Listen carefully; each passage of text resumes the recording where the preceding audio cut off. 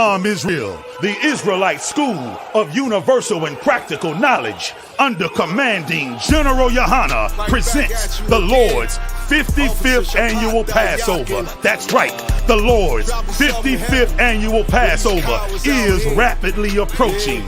Commanding General Yahanna is calling for all blacks, Hispanics, and Native Americans to remember what the Lord did for us by saving us from our oppressors and choosing us to be a special people unto Him, the real Jews and Israelites. Passover will be held in Durham, North Carolina.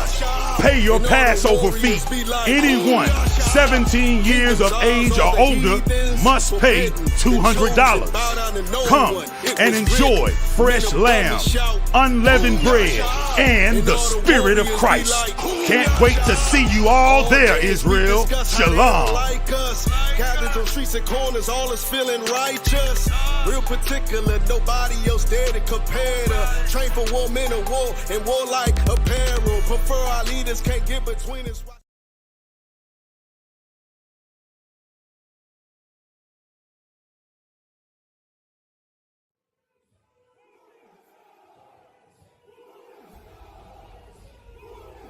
Shalom, Israel.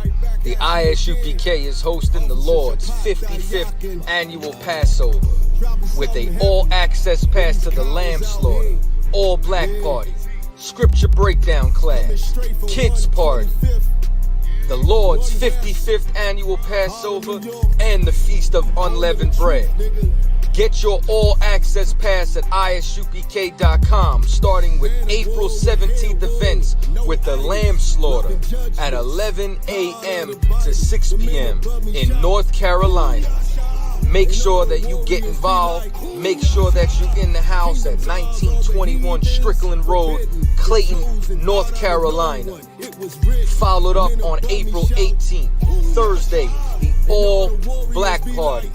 I.S.U.P.K concert series in Durham, North Carolina at the Durham Armory. Last year we tore it down, and this year it's gonna be a whole movie. Then Friday we have the kids party with a petting zoo.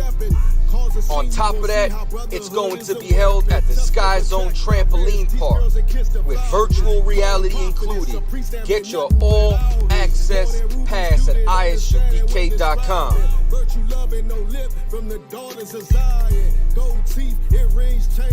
April 19th in the evening, General Hyman's scripture breakdown class.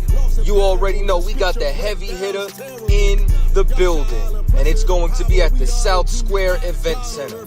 Make sure that you're in the house starting at 7 p.m. in Durham, North Carolina. Then April 20th, the moment you've been waiting for, the Lord's 55th Annual Passover. Make sure that everybody's in the house, and it's being held at the last Black National Fairgrounds in Pittsboro, North Carolina, starting at 6 p.m. Also housing an actual slave quarters, which you will be able to go and take pictures and video footage in front of it. That's 191 Fairgrounds Road, Pittsboro, North Carolina. April 20th, starting at 6 p.m. with a doors open at 4 p.m. for a brunch. Make sure you're in the house on time. Then April 21st, Sunday, is the Feast of Unleavened Bread at the Haiti Heritage Center, 804 Old Fayetteville Street, Durham, North Carolina. Make sure that you are in the house. If you have not booked your hotel room, there are still a few rooms available at the Millennium Hotel. Check the number. Make sure that you call. Rooms are only available while they last. The Lord's 55th Annual Passover, hosted by the I.S.U.P.K.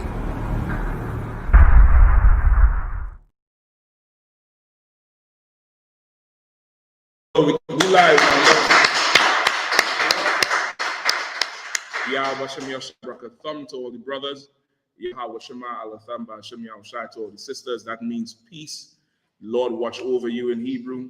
And for the brothers, it means Peace in the name of the Lord, in the name of our King Christ, who is Yahushua in the Hebrew.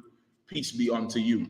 Right? I'm Captain Mashak Mayam of the Israelite School of Universal and Practical Knowledge, under or led by Commanding General Yahanna, which started out 1 West 125th Street, Harlem, New York. That's where the school was founded. That's where the truth started. The truth in this generation. And by this generation, meaning the Spirit of the Lord, for the full understanding of the Bible, came back into the earth at that time. In the book of Daniel, it tells you that this book was sealed up for a time. And this was shortly after the time of Christ. The truth went away from the earth.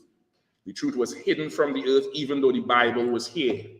The understanding of the Bible was not here for a time. And that was prophesied in the book of Daniel. And it said now the truth again would be released back into the earth. And this is the time we're in.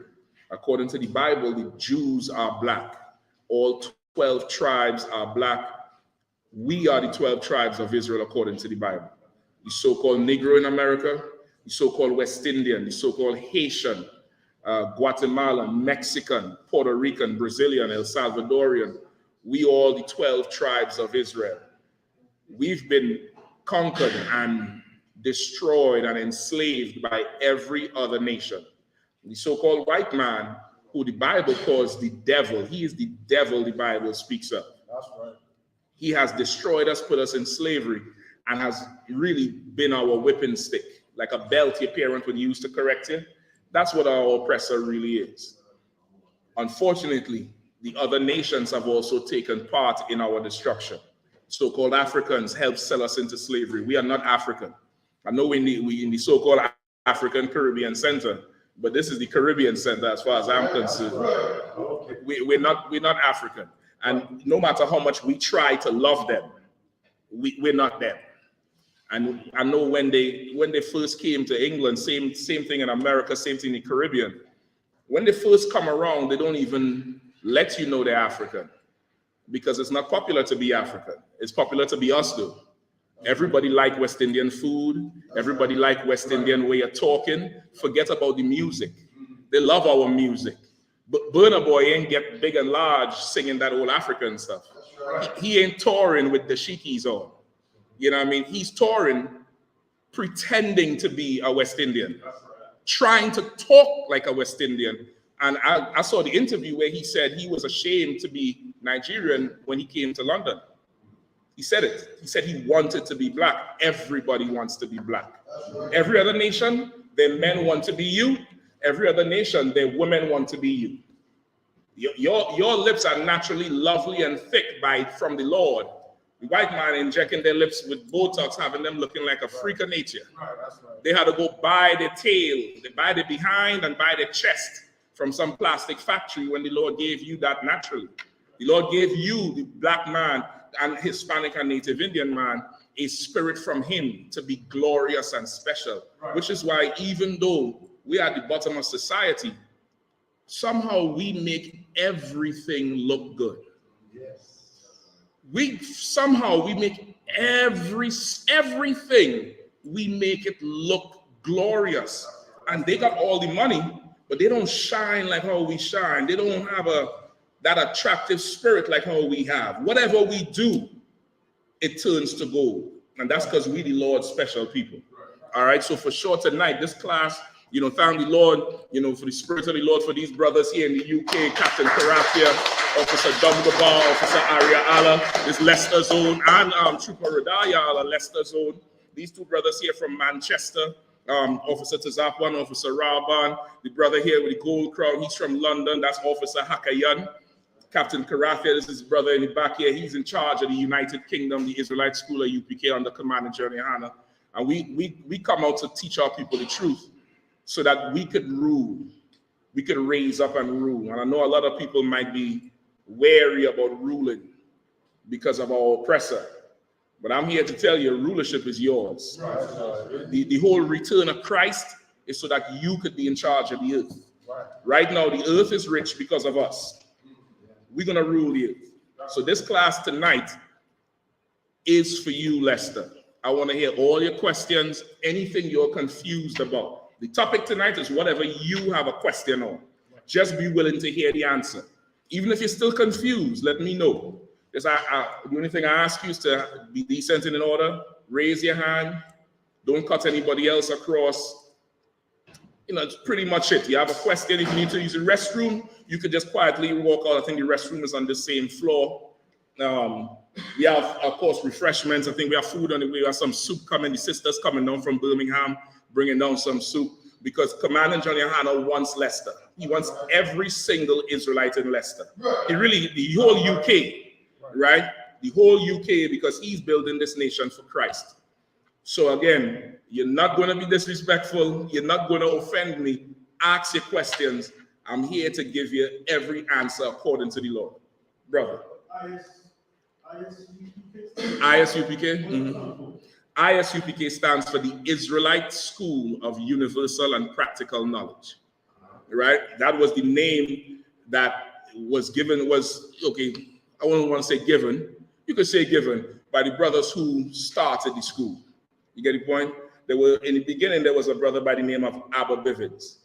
Abba Bivens, he at first started learning from the so-called Jewish man, right, with the yarmulke and the little tassels. But as he's learning and reading the records, he's seeing that the Bible is talking about us and not them. Like the Jewish history is not in the Bible. Slavery is in the Bible. Anybody knew that? You all knew slavery in the Bible? Where is it, brother? No, the brother who asked the question. Where is slavery recorded in the Bible? You're not too sure. Well, no, I'm gonna go into it for you for a quick second. If I could get Deuteronomy, please, brother.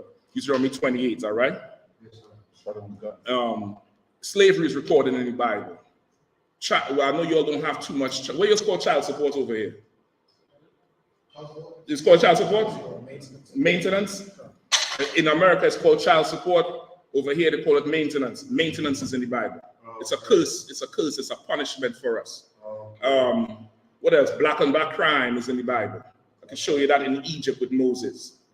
What else are we going through? Give me some more. Abortions in the Bible as a punishment for us. What's not in the Bible is the Holocaust. If they're the Jews and the Bible is a book of prophecy, surely one prophet should have said, in some day, in the last days, a nation from the east will take you and burn you in an oven. Some sort of biblical talk. And it's not there. It's not there. Slavery is there, though. Right. Our captivity in America, it's there.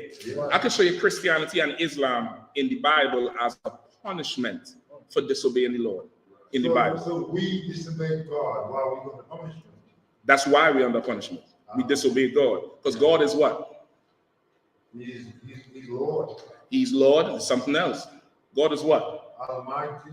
Hold on. That's true. There's something else. God is what? No, you. Yeah. Higher power. Higher power. Energy, I'll take that, sis. God is king. Anybody else, sis? Counselor. Counselor, I'll take that. He's mighty. Anybody else, sis? God is love. I'll take that. I'll come into your hacker, and you know the answer. This is for them. This is for them, Haki. You ain't got to give me the answer, brother, right here. What is God? Okay, let me help you. What is God to us? Our maker. You closed it. You closed it. Our what? Our Father. That's right. Our Father. God is our Father. He is not their Father. He is our Father. Christ said, when you pray, pray the Lord's Prayer, which begins with our Father. That's why, I'm coming to you, that's why the Lord punishes us, because we are his children. You don't go into your neighbor's house when their children kicking off and beat them. That's their problem. Yeah. Right? You making sure your children follow your laws in your house. We disobeyed our Father's laws in his house. And he told us, since we want, just like bad children always, bad or misguided, always compare you, the parent, to some other friends, parents who they think gives their child a better life than you give yours. And they say, well, why can't we be like Timmy's parent? Why Timmy gets to do this? He gets to go to bed at 10. Or Keisha's parents lets her dress how she wants. And what do parents say to the children? You ain't Keisha, you my child. You want to dress like that? Go live with Keisha's parents. That's what the Lord did to us. We wanted to be like the other nations so much. He said, well, fine, go be with them. And they made us their slaves. And it was meant to make us realize we were better off being with our Father. And now we have to turn back to him. All right, so let me get the brothers in the back first, and I'm going to come to you, all right? Yes. So, Give me... people might say... Hold on one second. Let me just get Deuteronomy 28 first. And I'm going to come right to you, all right? Go ahead, Ariella. God. The book of Deuteronomy chapter 28, verse 68. Give me 15. God. The book of Deuteronomy chapter 28, verse 15. But it shall come to pass, if thou wilt not hearken unto the voice of the Lord thy God, to observe to do all his commandments and his statutes which I command thee this day, that all these curses shall come upon thee and overtake thee. Right, that's what Moses told the children of Israel after coming out of Egypt. That it will come to pass if we disobey the Lord and don't listen to everything he says, all these curses and punishments shall come upon thee and overtake thee. The life we live is a direct punishment from the Lord. And that's why we feel like we can't get out from it. That's why we feel like it's overtaking us, like we're drowning, like our life is so rough and just, it's overbearing. It's too much at times. Right. It seems like, we could do the same crime one of the heathens do, and we get way more time than them. Right. And they're out on bail, they're doing whatever. The queen, Captain, which one of the queen's nephews was raping somebody? He was raping some woman and they just paid the bill. But our people, they'll throw us under the jail, they'll bury us or execute us in the streets. These are punishments from the Lord to make us want to obey him. Give me 68. 68 is one of the main curses. God. The book of Deuteronomy chapter 28, verse 68. And the Lord shall bring thee into Egypt again with ships. The Lord shall bring thee what? The Lord shall bring thee into Egypt again. Into Egypt again. A second time. Because we went into Egypt one time already. With Moses, with Joseph. He said the Lord would bring us into Egypt, which is slavery, which is bondage. Egyptos is the Greek for bondage, house of bondage. He would bring us into bondage a second time. How? With ships. How? With ships. With ships. Right. That describes our slavery. Yeah. Right. There's some more. We came into slavery in the transatlantic slave trade on ships. The so-called native Indian tribes and Latino tribes also came into the Americas on ships. That's recorded in the Bible too. That's right. Go ahead, Hakian. Is that the Bible that they teach in the churches? That's the same Bible. It's supposed to be. I don't know what they're teaching from in the churches today. They're teaching from whatever the pastor could get paid from. Right. You're right. Go ahead, brother. Yeah. So previously we were talking about our Father, but people might say God is the Father of mankind. How do you answer that? People say that question one more time. People might say what? People might say God is our Father because he created all human beings. So how do you answer that? So people might say God is the Father of everybody. Yes. Okay, I got you. No problem. I'm coming to you right now. I'm gonna answer everything biblically for you. Nothing from my mouth. All right. Finish up that one for me. Gone. The book of Deuteronomy, chapter 28, verse 68. And the Lord shall bring thee into Egypt again with ships, by the way whereof I spake unto thee. Thou shalt see it no more again. And there, when he says, by the way whereof I spake unto you, thou shalt see it no more again, meaning around this way where I'm telling you this, we came out of Egypt, going into our land. He's saying around this way, you are not going to see this land again. And since we came into this slavery, as a people, we have not been to our homeland. We have not been back to Jerusalem. Jerusalem is our motherland. Israel is where we come from, not Africa. We were sold from Africa, but we are not African. It's similar to somebody saying bananas come from Tesco or Aldi's. Because you buy it in Aldi's don't mean it grows in Aldi's. It grows somewhere else. It comes from somewhere else. But the marketplace is Aldi's. Our marketplace was the west coast of Africa. And Ghana, Nigeria, Ivory Coast, all them west coast African countries, primarily Ghana, profited from our sale. They knew who we were, and that's recorded. Keep going. And there, Salakia, thou shalt see it no more again, and there ye shall be sold unto your And there enemies. ye shall be what? And there ye shall be sold. Ye shall be what? Sold. Ye shall be what? Sold. There we will be sold to who? Your enemies. To our enemies. Now, people might say there have been different slaveries. Everybody went into slavery. Not how we went into slavery. Right. Our slavery is very specific. That's right. And it's recorded in the Bible over 2,000 years ago. Moses said it.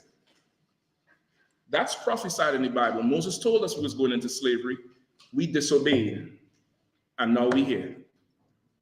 Now we have to deal with the deportation of the Windrush from Priti Patel, who is an immigrant that benefited because our parents helped build Britain. Now we have to get displaced from housing to house Afghans, to house the Chinese from Hong Kong, from Ukraine. Now we get displaced. We here now. When we ask for better conditions, they tell us, go get a job. You're too lazy, Negro. Nobody telling the Ukrainians they're lazy. Nobody saying, what's their problem? They tell us we're responsible for our own success. They say, you know, we're supposed to make our own destiny. Everybody free now. So if you doing bad today as a black person, it's because you want to do that. You don't want to take advantage of everything. Well, stop sending aid to Ukraine. Right. If we made our own conditions, Ukraine made their conditions. All they had to do is go make peace with Putin. Yeah, right. But they're getting millions of dollars of aid. When we built this country, we built America, we built Rome, we built Egypt, we built Babylon, we built everywhere. And they use us and put us in the trash. That's in the Bible, the Holocaust is not. So you understand, brother? Brother in the back. You get the point, brother? You understand what I'm saying? Yeah, you. You understand what I'm saying? Say that again? I'm saying they use us and then discard of us like trash. Right? That's how the oppressor does us. This oppressor who is the devil the Bible speaks of, the white man, he's our main enemy. And he's the one who we were sold to into slavery. And that's recorded in the Bible. Right. All right? So this school under Command General Yahanna has been teaching the Bible, the truth of the Bible since 1969 to our people, all over the place. Right? We have schools all across America, Central America, a school in Mexico, we have schools in Brazil, schools in Trinidad, Jamaica, Puerto Rico, Haiti, and in the UK. France is coming on board too. The school is for us, for our people who are disenfranchised. Everybody else gets help except us. And that's what the I.S.U.P.K is here for. The I.S.U.P.K is against the oppression of God's chosen people. And we teach God's chosen people. All right? Go ahead, brother. Yeah, go ahead. I know you had a question next, all right? Yeah, because in the genealogy of Jesus in the book of Matthew, it talks about the genealogy. So is that genealogy written in the wrong way? Is the genealogy what? Written in the wrong way, and then so that we're not mentioning it. Because in the genealogy it talks about David being related to Jesus and all his relatives saying that Jesus came through the root of David. Right. Okay. Who was David and was he black? He was absolutely black. That's right. David was black. David was nigger black. He was black. That's right. And y'all, okay, first off, nigger is in the Bible and nigger is a good word. Let me take the stigma off of it. Everybody look at me like, I saw Capleton rise up in the back. Who you calling nigger? Nigger is in the Bible and this is who we are. We all are niggers. They called us nigger because we were black. Let me get Acts 13:1. That's who we are. David was also black. All right? Go ahead. The book of Acts, chapter 13, verse 1. Now there were in the church that was at Antioch certain prophets and teachers, as Barnabas and Simeon. Right. In the church, in the New Testament, a church is a gathering of Israelites. Today they tell you a church is that thing with the steeple and the cross. Biblically, that's not a church. A church is a congregation of Israelites. That's what they would call it. Right? We would have schools, we didn't have churches. The synagogue, the translation for synagogue is house of books. The Lord's house is a place of learning. Right, yeah. That's why when Christ went, listen, when he was young, he was where? In the synagogue debating with the doctors and lawyers. Meaning he was in there, challenging, going through the books and the records, because this is a place of learning. Right. This is not, the church is a house of Satan. That's right. So it said in that place of learning, there were certain prophets and teachers. Go ahead. As Barnabas and Simeon. Right, those at that time were famous teachers who was teaching under the body of Christ. Barnabas and Simeon, go ahead. That was called Niger. That was called Niger. Spell the word. Niger. Right, those prophets and priests were called Niger. Right. Now, Niger is a Latin word. Anybody knows what the word Niger means? Nigger. What does the word nigger mean? I don't know. Nigger, now we don't have that dictionary here. I have it in America. I should have brought it. You want to get an old Oxford or Webster's Collegiate Dictionary, not the newer ones, because the newer ones have changed it. The original meaning of nigger, was a variation of niger, which means black. Right. Niger is Latin for black. It's the Latin word for black. Right. From Niger, most languages come from: French, Spanish, Portuguese, Italian. In Spanish, what's the Spanish word for black? Negro, which is what they called us, right? So you're Negro. Before African American and all of that, it was Negro. Go ahead, Cap. You have it? Go ahead, read it for me out, nice and loud. Nigger. Spell it. Nigger, Nigger. Etymology is traced to the Latin word niger. The etymology of the word nigger. Etymology means the original meaning of the word or the history of the word. It's traced to the Latin word niger. Go ahead. Meaning black. Meaning what? Black. No, it said meaning ignorant. Black. It said meaning, shiftless and wasteful. Black. Nigger just means black. That's right. And we black people, because God's people are black. Nigger is an absolute term of endearment. And you don't never let nobody, make you feel otherwise. Now, at the same time, let me arm you all. When the oppressor calls you nigger, you call him the devil. You call him the devil. You tell him. No, the devil get under my foot like this devil here. You see this devil here? I put him here for a reason. Yes, I see. This is where he needs to be, under my foot. You get the point? So now we're all black, right? Nigger is in the Bible. So now back to your question. Let's get Matthew 21 and 21. All right. God. Rob, and if you could pull the Bible dictionary here, you might be able to get in this one. Hold on. Go ahead with the other one. See if you could find for me here. What do I want? What's the one where they talk about David or Solomon being black? Ruddy. Give me Ruddy. Go ahead, Al. God. The book of Matthew, chapter 1 and verse 21. And she shall bring forth a son, and thou shalt call his name Jesus, for he shall save his people. He shall save who? His people. He shall save who? His people. From their sins. Christ ain't come on the earth for everybody. He did it for everybody. No. His people. He came for his people. That's right. You understand?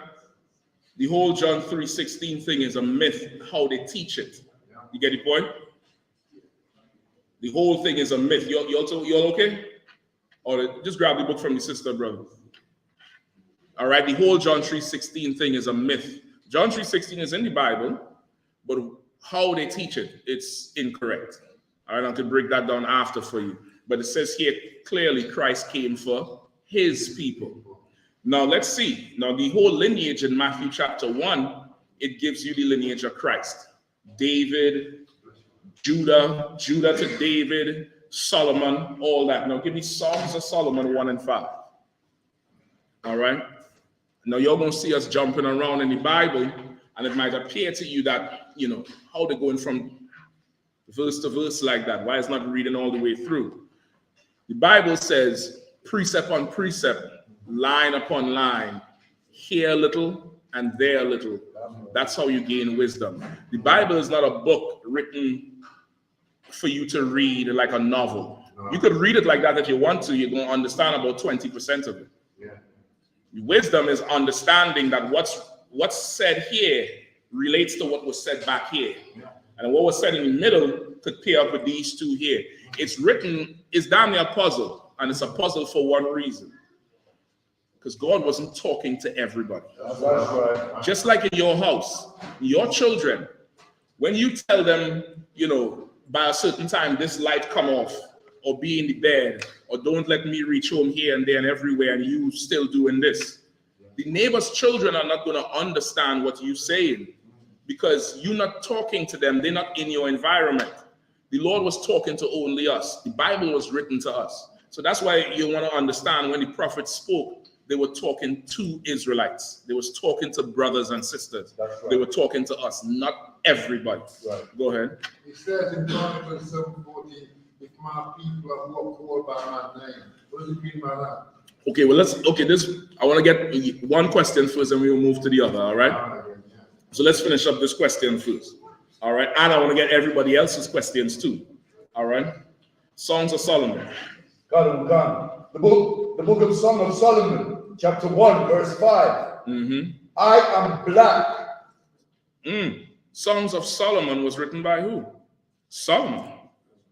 And Solomon. Songs of Solomon was written by Solomon and Solomon's wives. Songs of Solomon is really a duet. Solomon had wives, and it's down there like a very lengthy song if you want to understand it like that. It's Vibes, Cartel, and Spice. It's like how he sing one verse and then she sings something else. That's Songs of Solomon. Right. I'm too off for now. Appreciate that. That's Songs of Solomon. So Solomon in chapter 1, verse 5, read. And now Solomon is who? David's son. Now, everybody here have some sort of Caribbean background. I know you all heard the phrase, dog don't make cat, right? Everybody understand what that means, right? Dog don't make cat, right? Sheep can't make goat, right? Go ahead. I am black, but comely. I am black, but comely. That's what Solomon said. He wasn't white. He said, I am black, but comely. Right. James Brown say, I'm black and proud. Say it loud. Right. Solomon is saying, I'm black and beautiful. And he talking to them women. Right. And them women, listen, there's other verses in there. I think what she said, the woman, she said something about climb the tree and taste the fruit. That's in Songs of Solomon because it's a love song between him and his wives. That's why I said our culture matches more closely in spirit with the Bible. White man make a love song and it's about running through the fields. Them East Indian, their romance is running through the field and one pick a flower and hiding behind a tree and all that bullshit. That there is the Bible arc. And that there's how babies get born. And when Cartel and Spice say something, some child getting born in 9 months. I'm telling you that straight up. That's our culture. Now, if Solomon is black, what is David? Black. David is black. King David, all the people of the Bible are black. All the prophets are black. All the women mentioned are black. Everybody in there is black. You get the point? From Adam, Noah, everybody is black. That's who we are. You get it? All right, no sweat. I'm going to come to your other question. I want to just open the floor to anybody else who may have a question. Anybody else? Don't be ashamed. Don't worry. Go ahead, sis. I would like to ask, are we we worshiping the same God Almighty. As who? When you say we, who's the we? And when you say are we worshiping the same in comparison to who? Go ahead. Who is the we? When you say are we worshiping the same God? Who are you talking about? Us, the I.S.U.P.K? Okay, we follow the God of the Bible. We follow the God of the Bible. The God of the Bible is a black man. Right. His description is in the Bible. That's right. And we obey his laws. We also have a king called Jesus Christ. Christ is not God. He is a man like you see men. The difference is Christ was a man that was perfect in God's sight because he obeyed everything God said to do. We worship God and we have allegiance, an extreme allegiance to our King Christ. If that answers your question. No problem, sis. Do you know that the Lord, our God, he's a black man? I can give you that in the Bible too. Anybody knew that God is black? His description is in the Bible? You all knew it? You all sure? Sister on the end here didn't know. No problem. Let me get it out in Daniel. Let me get the Ancient of Days, all right? Any other questions too anybody have? Let me know. Go ahead, brother.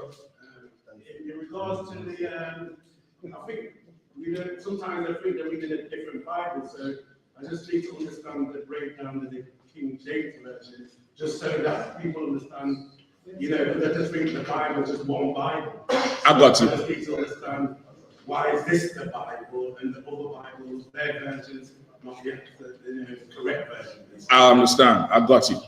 I appreciate that, brother. I'm gonna come to you right next, all right? All right. Okay, so now we're gonna definitely prove in the Bible that God is a black man. You have it, priest? Go ahead, priest.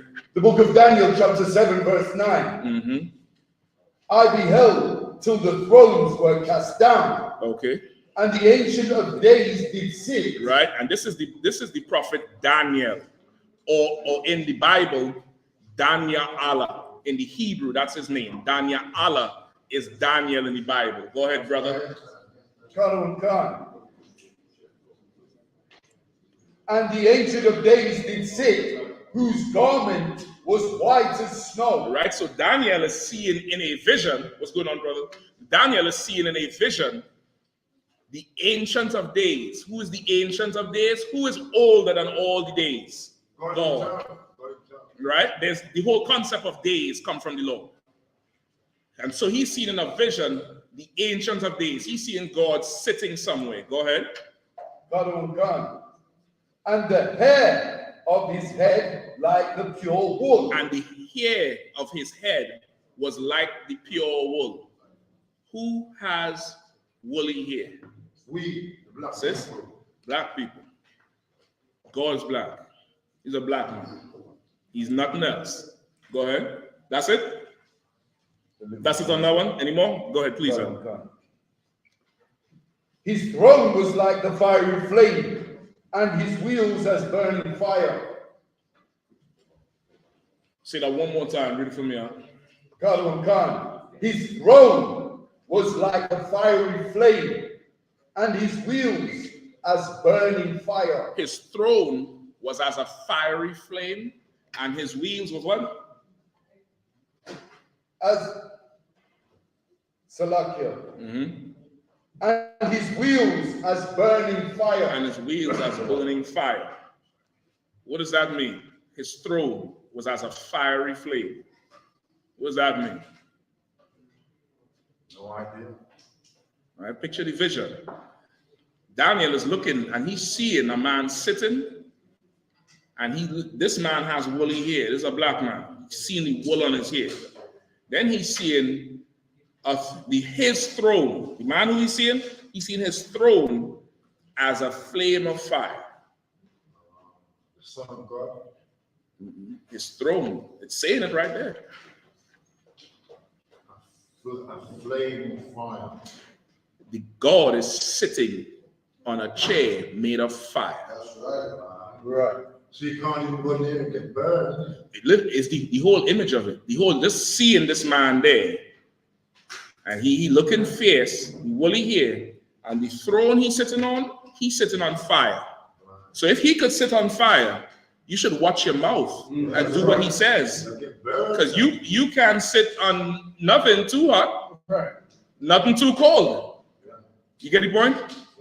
The Lord is an absolute terrible power.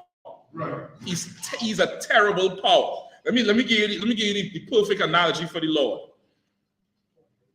Most brothers who are fathers in here, do your children absolutely love you like they love their mother? No. Because you are a terrible power. When they give trouble, mommy says what? I'll call your father, and they straighten up. Because though you love them, you bring the pain, which is love, which is what children need. And God brings the pain because he loves us. And he lets you know he's nothing to play with. In Revelation, they tell you that the throne room, he has 4 beasts around him with eyes. Horrible looking beasts. And all day they yell, holy, holy, the God of earth. That's all they're saying all day. That's every brother. Most brothers have big pit bulls or cane corsos around. It says in Revelation, his chair, voices come out of his chair. That throne of fire, voices coming out of it. Brothers get a car and drive around, and there's loud sounds coming out the car because you have to announce yourself, because you are the spirit of the Lord, brother. Nobody else. And that's why everybody wants to be you. Everybody wants to be like you. Your spirit that they hate in the earth, that's God's spirit. That's why they hate you like they hate God. Everything they teach is against God. God said it's abomination to be homosexual. They say it's alternative lifestyle.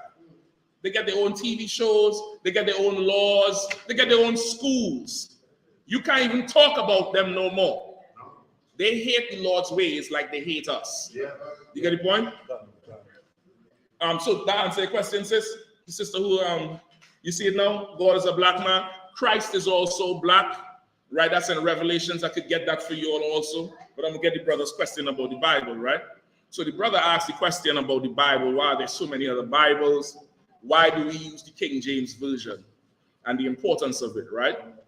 So, of course, in the Israelite School of I.S.U.P.K. under Commanding General Yahanna, we don't just read the Bible, but we also go into the Hebrew and the Greek and break it down. We also teach Hebrew. This right here is our resident Hebrew scholar, Officer Rob. And this is a young brother from Manchester. Give him a hand, brother.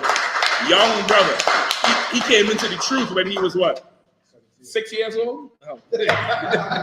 He was about 17 years old as a young man and stood fiercely for the Lord. And the Lord then blessed him with a gift of languages. This brother teaches that Hebrew class so well, brother. I mean, it's a ridiculous class. It's absolutely insane. I beg you all to check it out every Friday on our YouTube channel, I.S.U.P.K. UK. And he's found a way to open it up to everybody. So even though you may not physically be in Birmingham or Manchester, you could get the link and be in the class online and see in the Hebrew. He's teaching the alphabet. He's teaching you the count. He's teaching you names, nouns, sentence construction. He's teaching you breakdowns of the Lord's name and the 12 tribes, everything. And that's, Commander Yahanna has this running through the whole nation. So because of it, we've been able to verify the King James and the Hebrew. All right. Now give me the Bible dictionary. You know what I want? You have it already? Go ahead and read it. Just raise the book up. Show them the Bible dictionary too on the front. This is the bigger one. This is the Zondervan Compact Bible Dictionary. This is the compact version. And this is the full version, I would say. Right? Or expanded version. All right, go ahead and read for me. Ruddy, not Ruddy, not Ruddy. I want the Bible in here. Right, Cap, you might want to help them out with this one. I want the Qumran caves. Right now in King James, right? King James. This Bible is called the King James 1611. 1611 because of the year. The Bible we get today is incomplete in the stores. It's missing these books, the Apocrypha. Right, the Apocrypha goes down here smack in the middle of the Bible. It's right in between the Old Testament and the New. It's the history right there that links it up, right?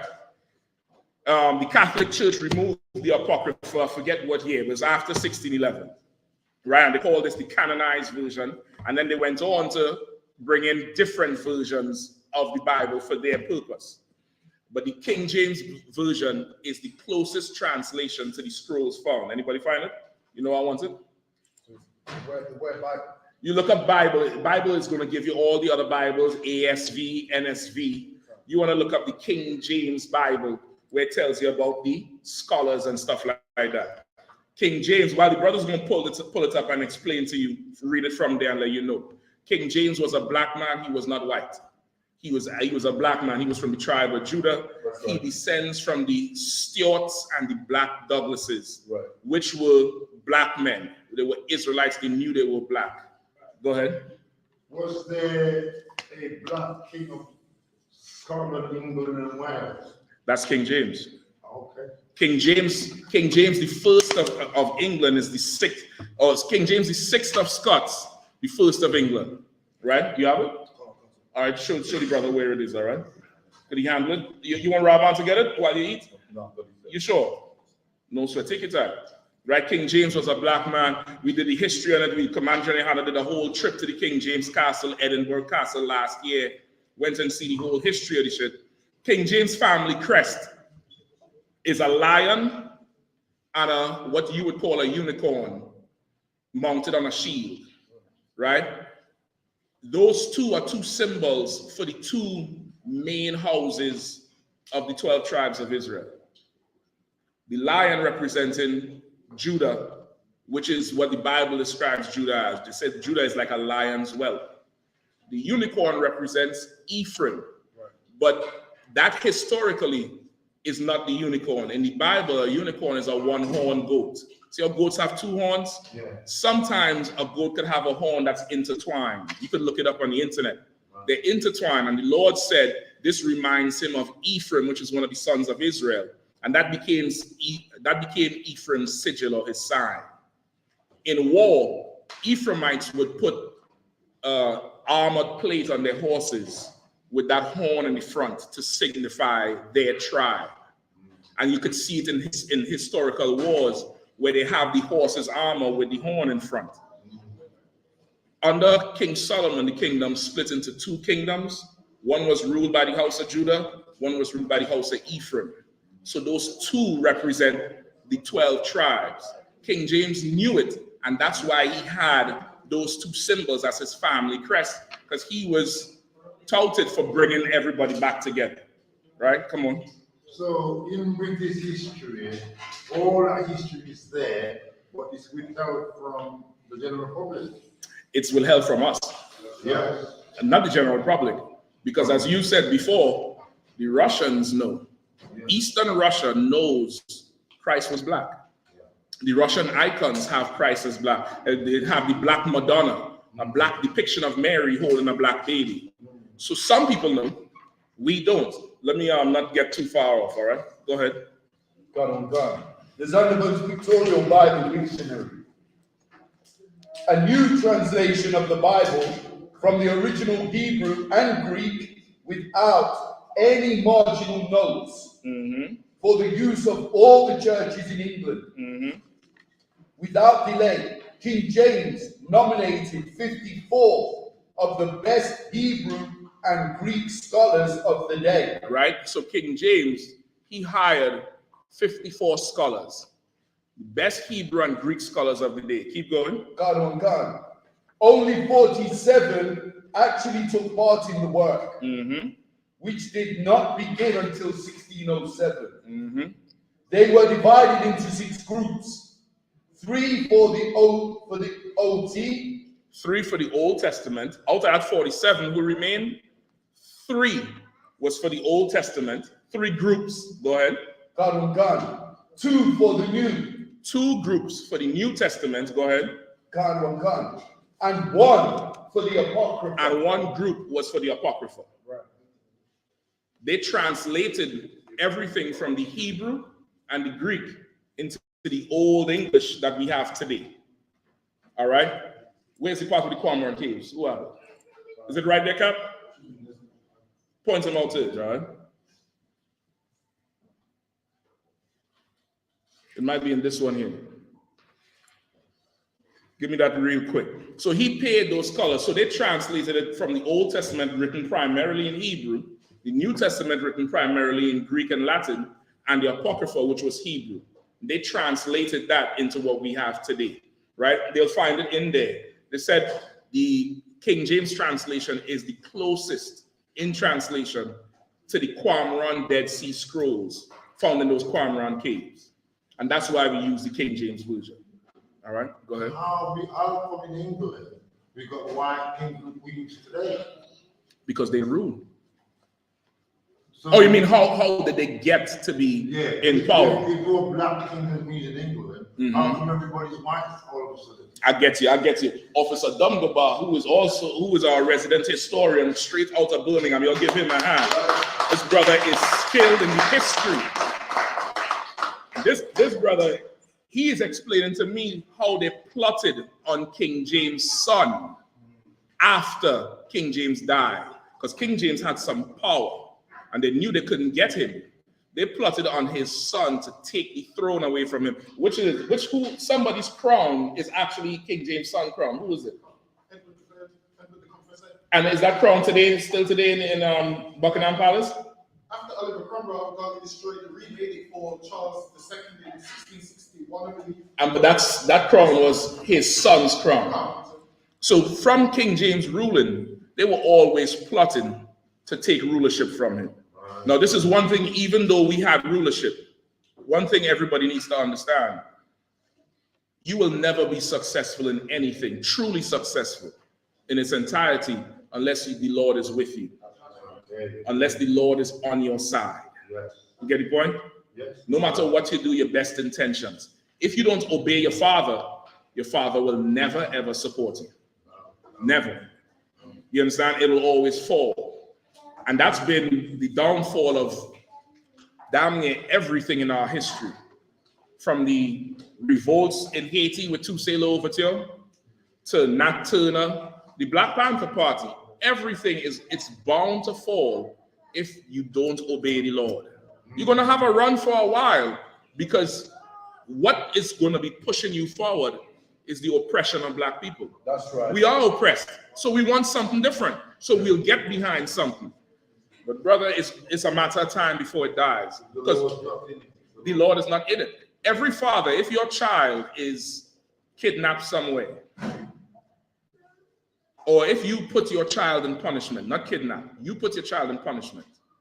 Could your child break out of the room? Let's say you say, hey, go up to your room. You beat them, go up to the room, take away the PlayStation.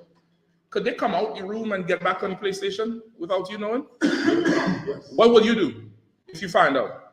You punish them. Punish them. The Lord, we had to serve our punishment. How do you get, as the child, how do you get off of your father's punishment? Begin to do what's right. That's right. Give him a hand. It's simple. You tired of captivity? You tired of being oppressed in England? Obey the Lord. That's right. That's it. How do you obey the Lord? You come find Commander General Yahanna and learn. You're going to just have to learn. It's going to take time. It's a process. It took hundreds of years to bring us to this condition we're in. It's going to take some time for us to come out. Just think, most of us find out the truth when we're full adults. We don't develop habits and ways and going through trauma, and we have a certain way we think. Our spirit is a certain way. You come in here, ask all your questions. I encourage you. Every question, ask it. Any doubt, any disputation, ask it. Brother, anybody? Okay, Yeshua is a bastardized pronunciation of his name, right? It really comes from the Jewish man's Yiddish and just, being converted over years. In Hebrew, his name is Yahawashi, right? Hebrew does not have vowels.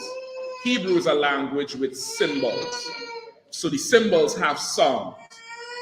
A, ba, ga, da, za. That's Hebrew. The Hebrew the white man speaks is actually Yiddish. It's a German, Polish, and Russian dialect. Historically, they'll tell you they add vowels to try to pronounce the words because they couldn't figure out how to pronounce the words. That's why they say shalom with the O-M instead of shalom. It's sha-la. When you read the Bible, you'll see sha-la, wa, and ma. The wa and the ma is connected. So it's like shalom, shalom, shalom. It's not shalom. You get the point? So you'll have words like Yehudi, Yeshua, whatever. His name is Yahawashi HaMashiach. Yahawashi means the Savior. Ha means the. Mashiach means Messiah. He is Jesus, the Messiah. Right? Jesus is the Latin pronunciation of Yahawashi. So it's not Yeshua or Yehoshua or nothing like that. The Lord's name is Yahweh. Right? Not Jehovah or Jah. You would see that in the Bible, but of course, most people say what? J wasn't even around until the 1600s. It's the proof. His name is Yahweh. Go ahead, brother. Israel. Mm-hmm. They have like a religion. They always been Israel or something else before Israel. Okay, Israel is a people and not a place. Yes. It's a people first, right? There was no land named Israel. There was a man named Israel. And he had sons, and they had sons, and they grew into this huge nation.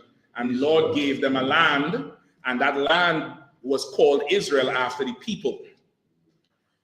Israel is the English coming from the Greek and the Latin pronunciation of the word Yasha Allah. Yasha Allah in the Hebrew is prince with power. A prince with power. Shah means prince. Allah, A-H, you'll see A-H-L-A, but it's Ah, that's the symbol Ah, and there's a symbol La. The power. Yasha Allah is a prince with power. Jacob, you familiar with Jacob wrestling the angel in his dream? Yeah. Jacob wrestled the angel because he wanted the angel to bless him. At that time, everybody knew if an angel came to you, it was either to bless you or to kill you. Jacob got the message from the angel and was begging for a blessing. The angel was trying to leave. Jacob wrestled him all night so bad that the angel had to break his hip in the dream to leave. The Lord was impressed with Jacob's willingness to fight for favor from him. Like any child, any father who has a child and you have a son or a daughter, you might have multiple children, but there's always one or two who always try extra to do what you say. Always try to please you, and you might find favor in them because they love you and they want to do what you say. The Lord looked at Jacob and said, this brother here is a prince. He's a prince with the power. He's my prince. And he changed his name from Jacob to Yasha Allah. In the Hebrew, Jacob is Yaikwa, which means to supplant or to, try to get your way into something. You're trying to do something. You're trying to finesse the system. That's what Yaikwa means. He changed his name from Yaikwa to Yasha Allah. Yasha Allah is the Hebrew for what you know today as Israel. You got it?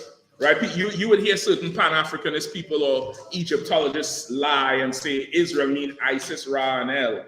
It can't mean that if Israel spoke Hebrew. Right. The Egyptians didn't speak Hebrew. And Isis, Ra, and El is English words. How could that's what it means? It doesn't mean that. That's just somebody who's just getting a little too high. That's all. They're just a little bit too high, and they just imagine something that helps them stay high, But you come to the Lord, sometimes we got to give up things we love. And some we got to give up some pork, we got to stop giving up getting high. So, sisters, you have to understand that these brothers could have multiple women. They could have wives with a Z, not an S. Plurality. And you might have to, not be so selfish with the brother. I know he's amazing. I know he's good and he's amazing. But there's other women who find him amazing too. And they're your sisters. Everybody had to compromise somehow to live in their father's house. I knew it was coming. I said it on purpose. I trapped you. I tricked you. Go ahead, sis. Hold on one second. Let me finish with the brother. I'm going to come right to you, all right? Brother, you good with your question? All right, no sweat. Did we find you one with the Qumran caves? Yeah, let's read it for the brother right here, all right? Khan. Dead Sea Scrolls discovered probably in 1947. Right. By Arabic Bedouin and brought to the attention of the scholarly world late that year in early 1948. Skip me to this, where it says the King James. It's right there? Where it says the King James matches the Dead Sea Scrolls. That's what I want.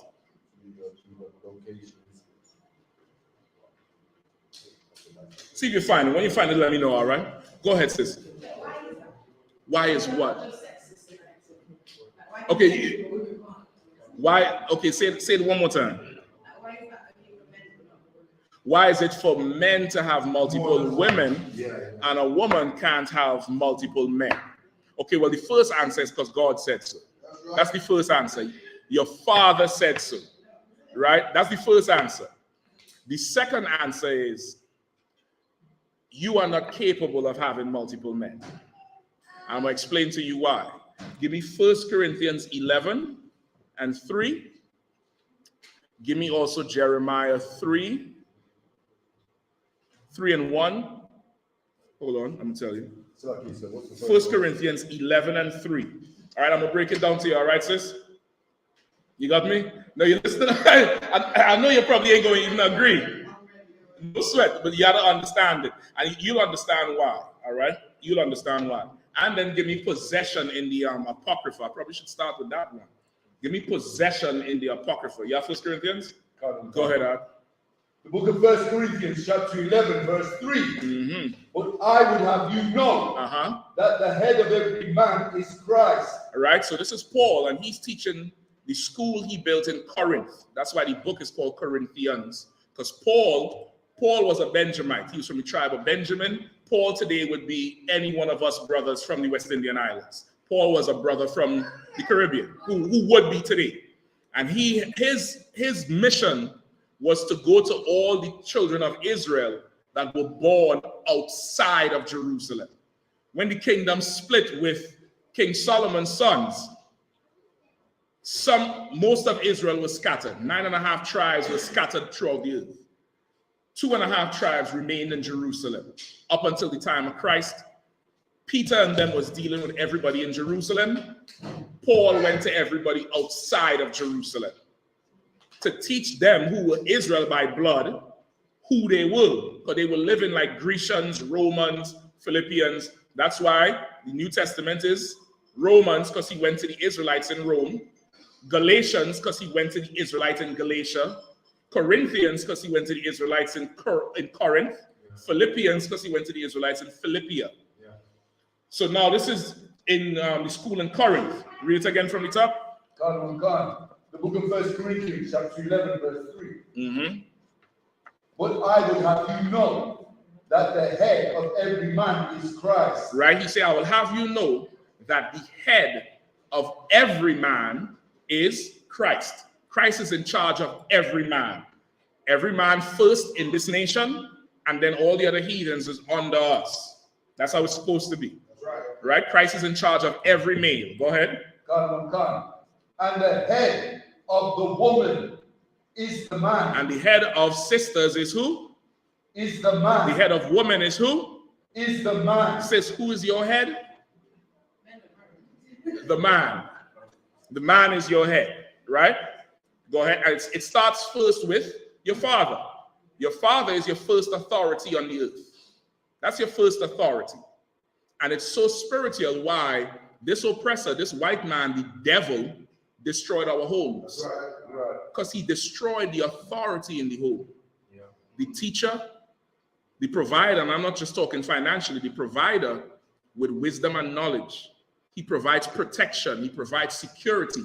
He provides stability. He provides a sense of identity. You know why we have such a crisis with our youth in UK? Because they don't have an identity in the house. Children need a father. Right. Women are nurturers. That's why you all are so emotional. The Lord made you softer so you can empathize with the cries of a child. You can empathize when this baby needs the breast. You can empathize when the baby needs a hug. You can empathize with your husband when he's having a hard day. Your husband is more hard, more stone. He's less emotional because he has to make unemotional decisions, like you not leaving the house dressed like that. That's right. You are not marrying that boy. That boy is going to ruin your life. I'll help you choose a husband. And if he has to die for you, he will. And if he has to kill for you, he will. He can't have emotion. He might feel scared, but when that bomb come in the night, he better go down them stairs and kill whoever's there, because he's a man. That's his authority. This oppressor done took it from us, and we don't understand it. The head of the woman, go ahead.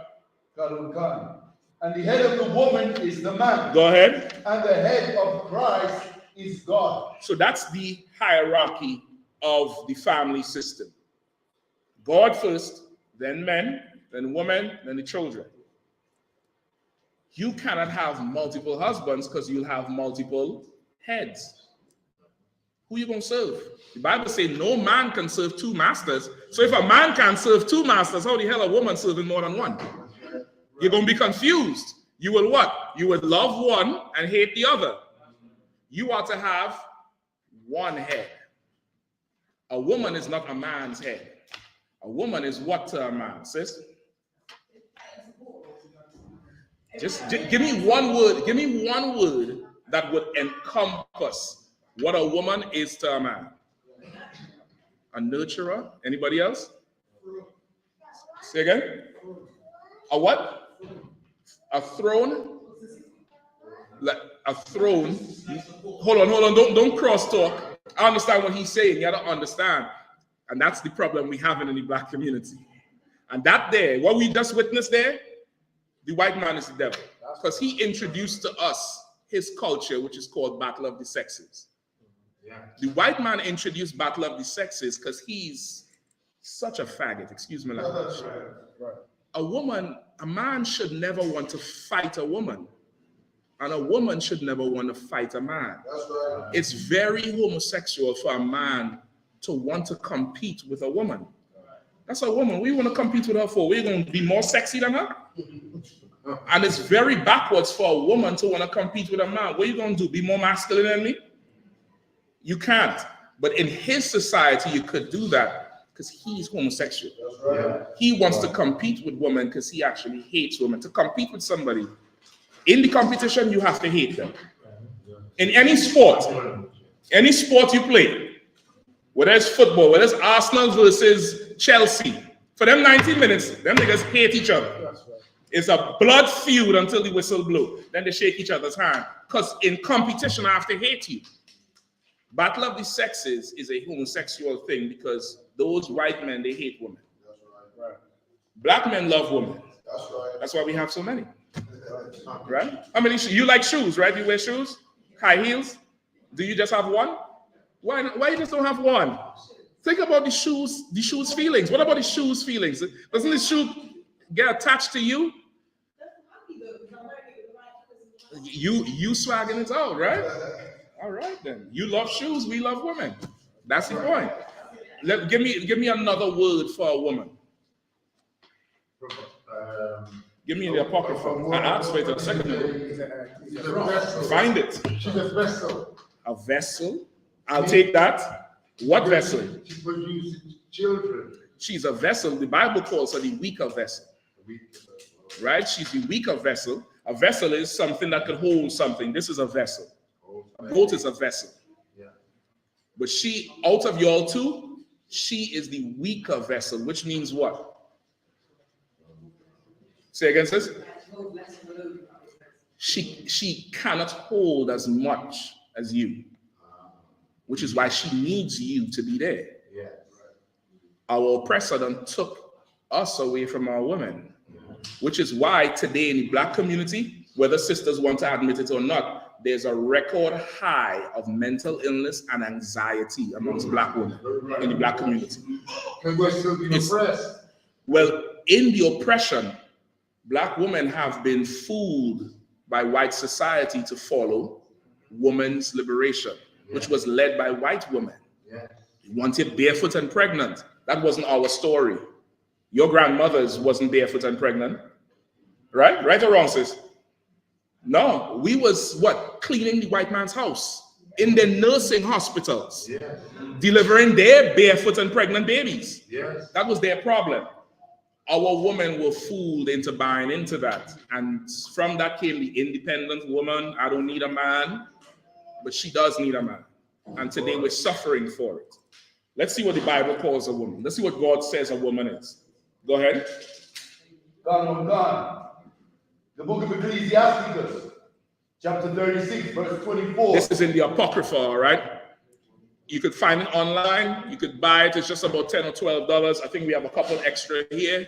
But this is in the Apocrypha, in the book of Ecclesiasticus. Read it nice and loud. Tell them where you're at again. God. The book of Ecclesiasticus, chapter 36. Salaki, 1 second. Just for the sake of the class, right? Afterwards, you're going to get time to, socialize. We create the atmosphere for that, but I want to keep the distractions down. We have about 2 hours, all right? Go ahead. God. The book of Ecclesiasticus, chapter 36, verse 24. Mm-hmm. He that gets a wife. He, the man that gets a wife, a woman, go ahead. Beginneth a possession. A what? A possession. A what? A possession. What is a woman? A possession. What is a wife? A possession. What is a daughter? A possession. You are a possession. Right. You are property. Hold on. Don't save her. Don't step in. Okay. Because this is a demon sisters have, and they battle with it. And today everybody gonna get cleansed of the demon, not just her. Everybody listening, everybody. Some brothers had a demon too. How do you feel about being a property, sister, or possession? You don't like it. Why? Just anything, all right? Let me ask some more sisters. Sis, right here. You don't like it. Sis in the back with the white hat. How do you feel about being a possession, a property? Like, how do you feel about being called or about being owned by somebody? Yeah? She agrees with it? I see her shake her head. Don't try to talk her out of this one. I saw her shake her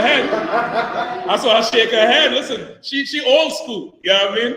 Sits right here in the black and white jacket. How you feel about being referred to as a possession, or you're not happy about it? Why you're not? Okay, no. Explain to me. Make me understand. No, don't give me a rage. Explain to me why you don't like being called a possession.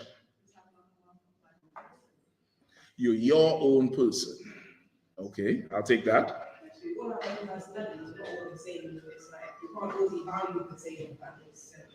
That's true. That's true. That's true. That's true, sis. You should only obey your parents. So are you your parents' possession? Yes. Okay, so you could be a possession to your mother and father. But in the traditional marriage, as you know it, doesn't your father give you away to a groom? To be what to him? His no, don't help them. Oh, I need it to come out the mouth back. I need them to say it. I need them to, their spirit to get free. He's given you to a husband to be what to him? His possession now. So she turned the corner fast, man. Give her a hand. She said, well, he had to be a possession. Come on, sis. You get it now? Now, I want you all to understand, this is the generation gap we face it. The older sisters understand it more. The other sisters are after the woman's limb. Whether you subscribe to it or not, you already got filled with that poison. Being a possession is an absolute glorious thing. That's right. Absolutely glorious. Right. You have a car, right? You don't have a car? You have a phone. You have a phone, right? What kind of phone you have?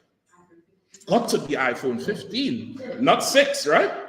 Do you drop it all over the place? Yeah. You do? You have a, but you don't drop it on purpose. Do you have a case for your phone? Why? Protect it. Why? It's a possession. Do whatever I want with it. No, but the case is to protect it, because why? Because your possession is what? Is valuable. You don't want to be valuable? You don't want to be known as valuable. That's what a possession is, you know, sis. No, don't blow your into the thing. She look at her hair like, hold on, wait. Come on. You don't want to be valuable? What about you, sis? You want to be valuable? Right? Everybody come on, brother.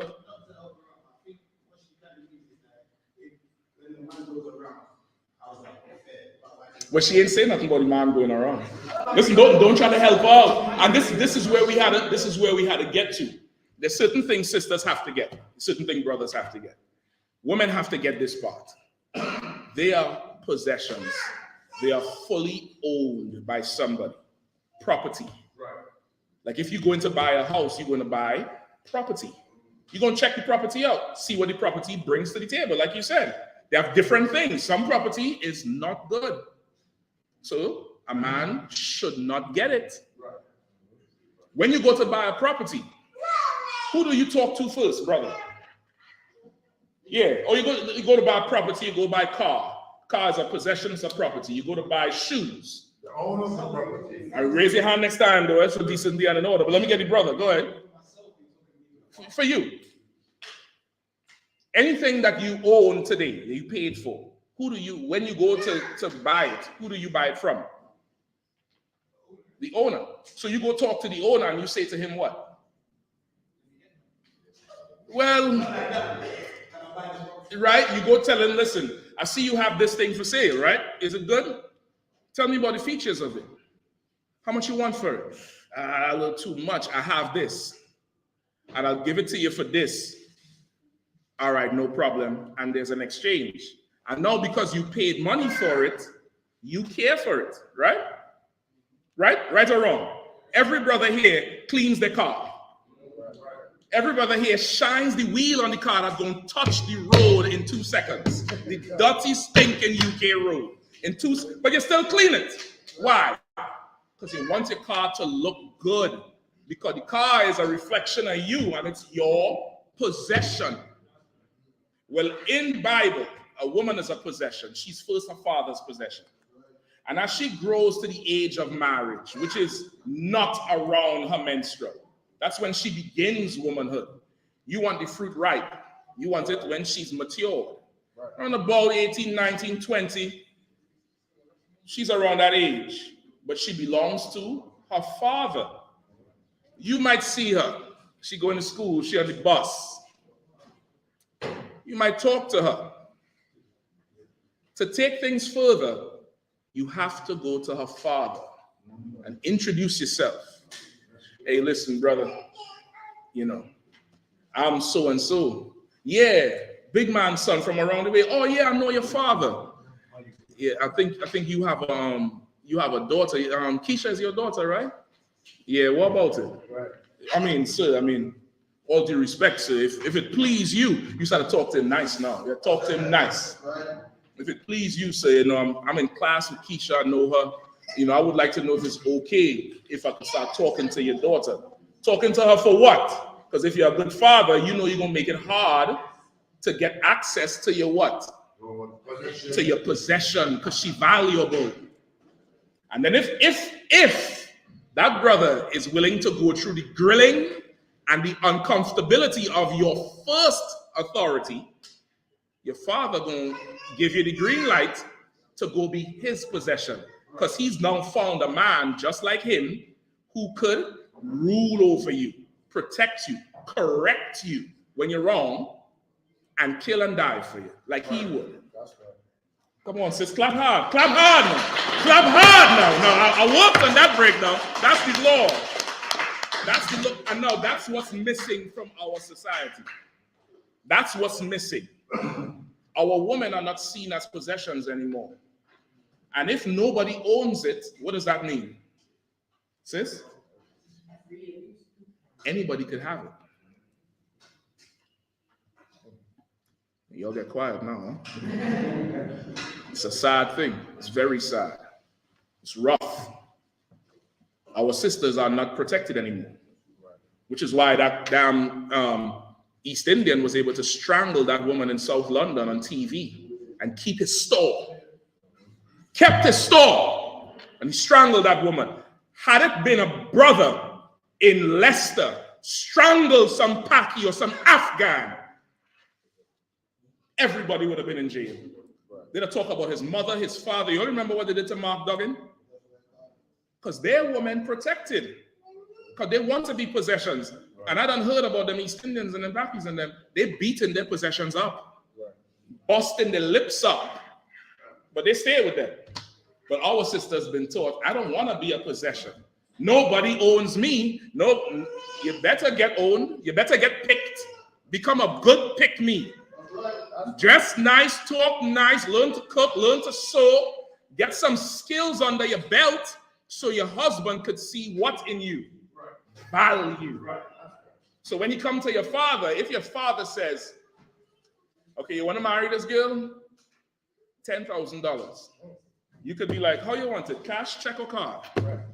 Because she worth it. And he's right to sell you. It sounds raw and harsh. I'm going to tell you why. And not to sell you like selling you into slavery. It's a dowry. It's a dowry. But this is the dowry. This is why dowry is important. You are the way you are because of your father. Your father raised you. And whatever service you do for your father, you might help him on a farm. You might help him in his kitchen. You might, meaning like he might be a chef. You might have a store. You helping him around the house. You are a valuable girl. He gives you to this man. He's losing value. Shouldn't he be compensating for them 20, 25 years he done raised you? Shouldn't he have, he's losing a whole person, a whole employee, a whole, vice president, if you're looking at it like that.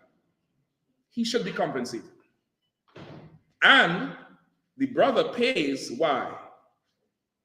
There's a question for the brothers now. She's valuable. Raise your hand, though. Raise your hand, though. Go ahead. She's valuable. She's valuable, but there's something else. Why is it good for the brothers to pay? Go ahead, brother in the back. He's gonna what? Why he gonna appreciate it?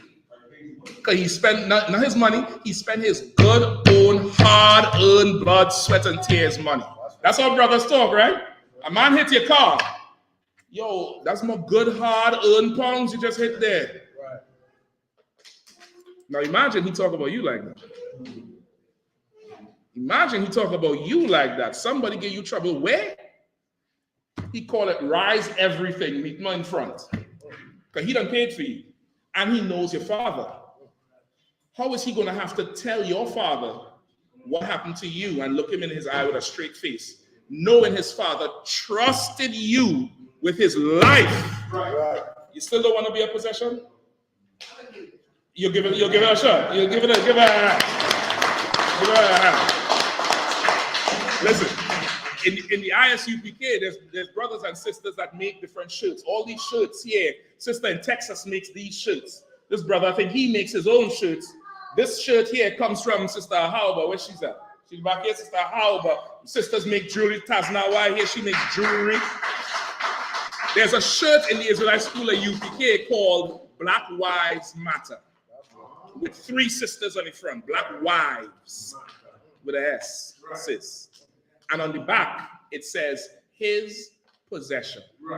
And sisters wear it with pride. Because they want to be a possession. There's another shirt that says property of, and then you pay extra to put the husband's name. So they walk around, property of Captain Carathia, property of Officer Rauban. And she walking around normal, like she want everybody to know who she belonged to. And that's righteous. That's right. Listen, Beyonce don't go nowhere without Jay-Z. Y'all want to be Beyonce level. If y'all want to be Beyonce level now, I can put you on Beyonce level. You get the point? Let me get Isaiah 4:1.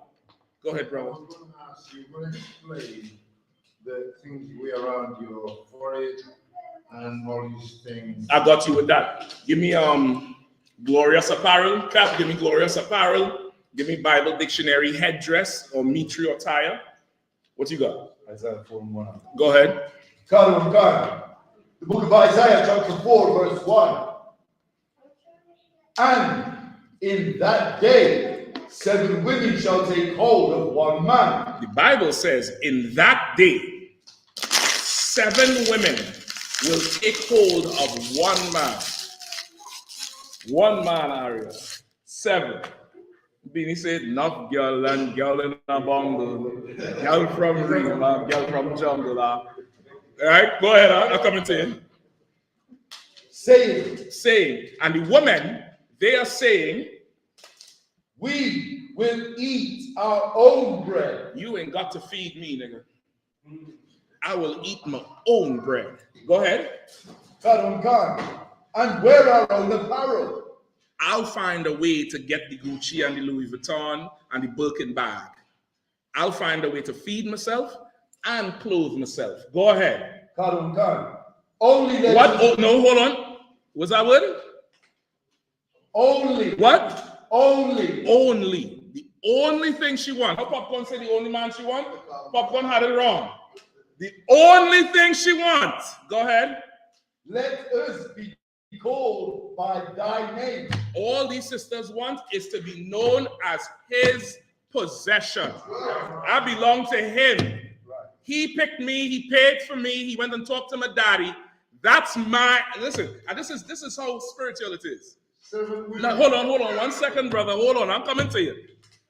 This is how spiritual it is, and these sisters know it, all right?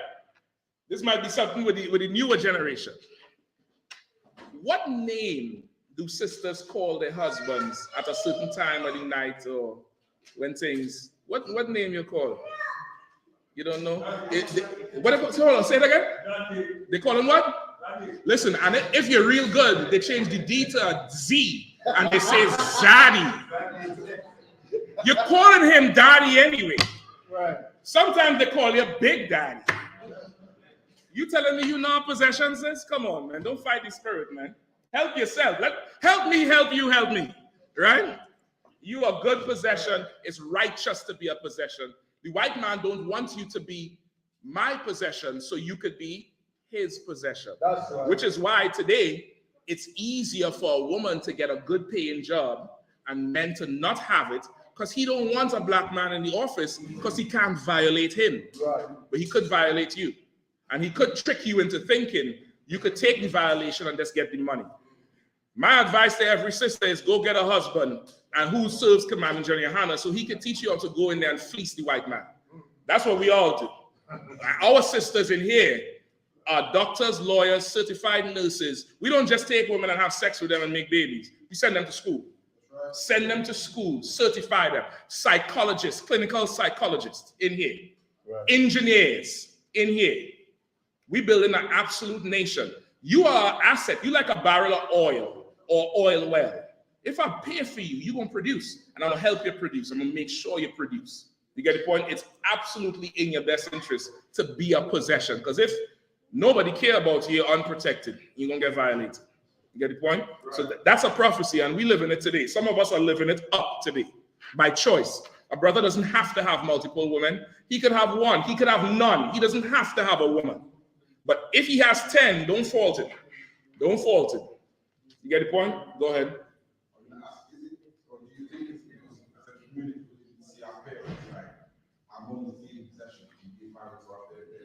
Yep, it's by design. The white man destroyed our home. Give me Mark 3:27. What are you holding? Okay, hold that. I'm gonna come to you with the headdress question. All right. Give me Mark. You can keep where you are. Give me Mark 3. Give me strong man. 27, sir. I think so. God, the book of Mark, chapter 3, verse 27. No man can enter into a strong man's house.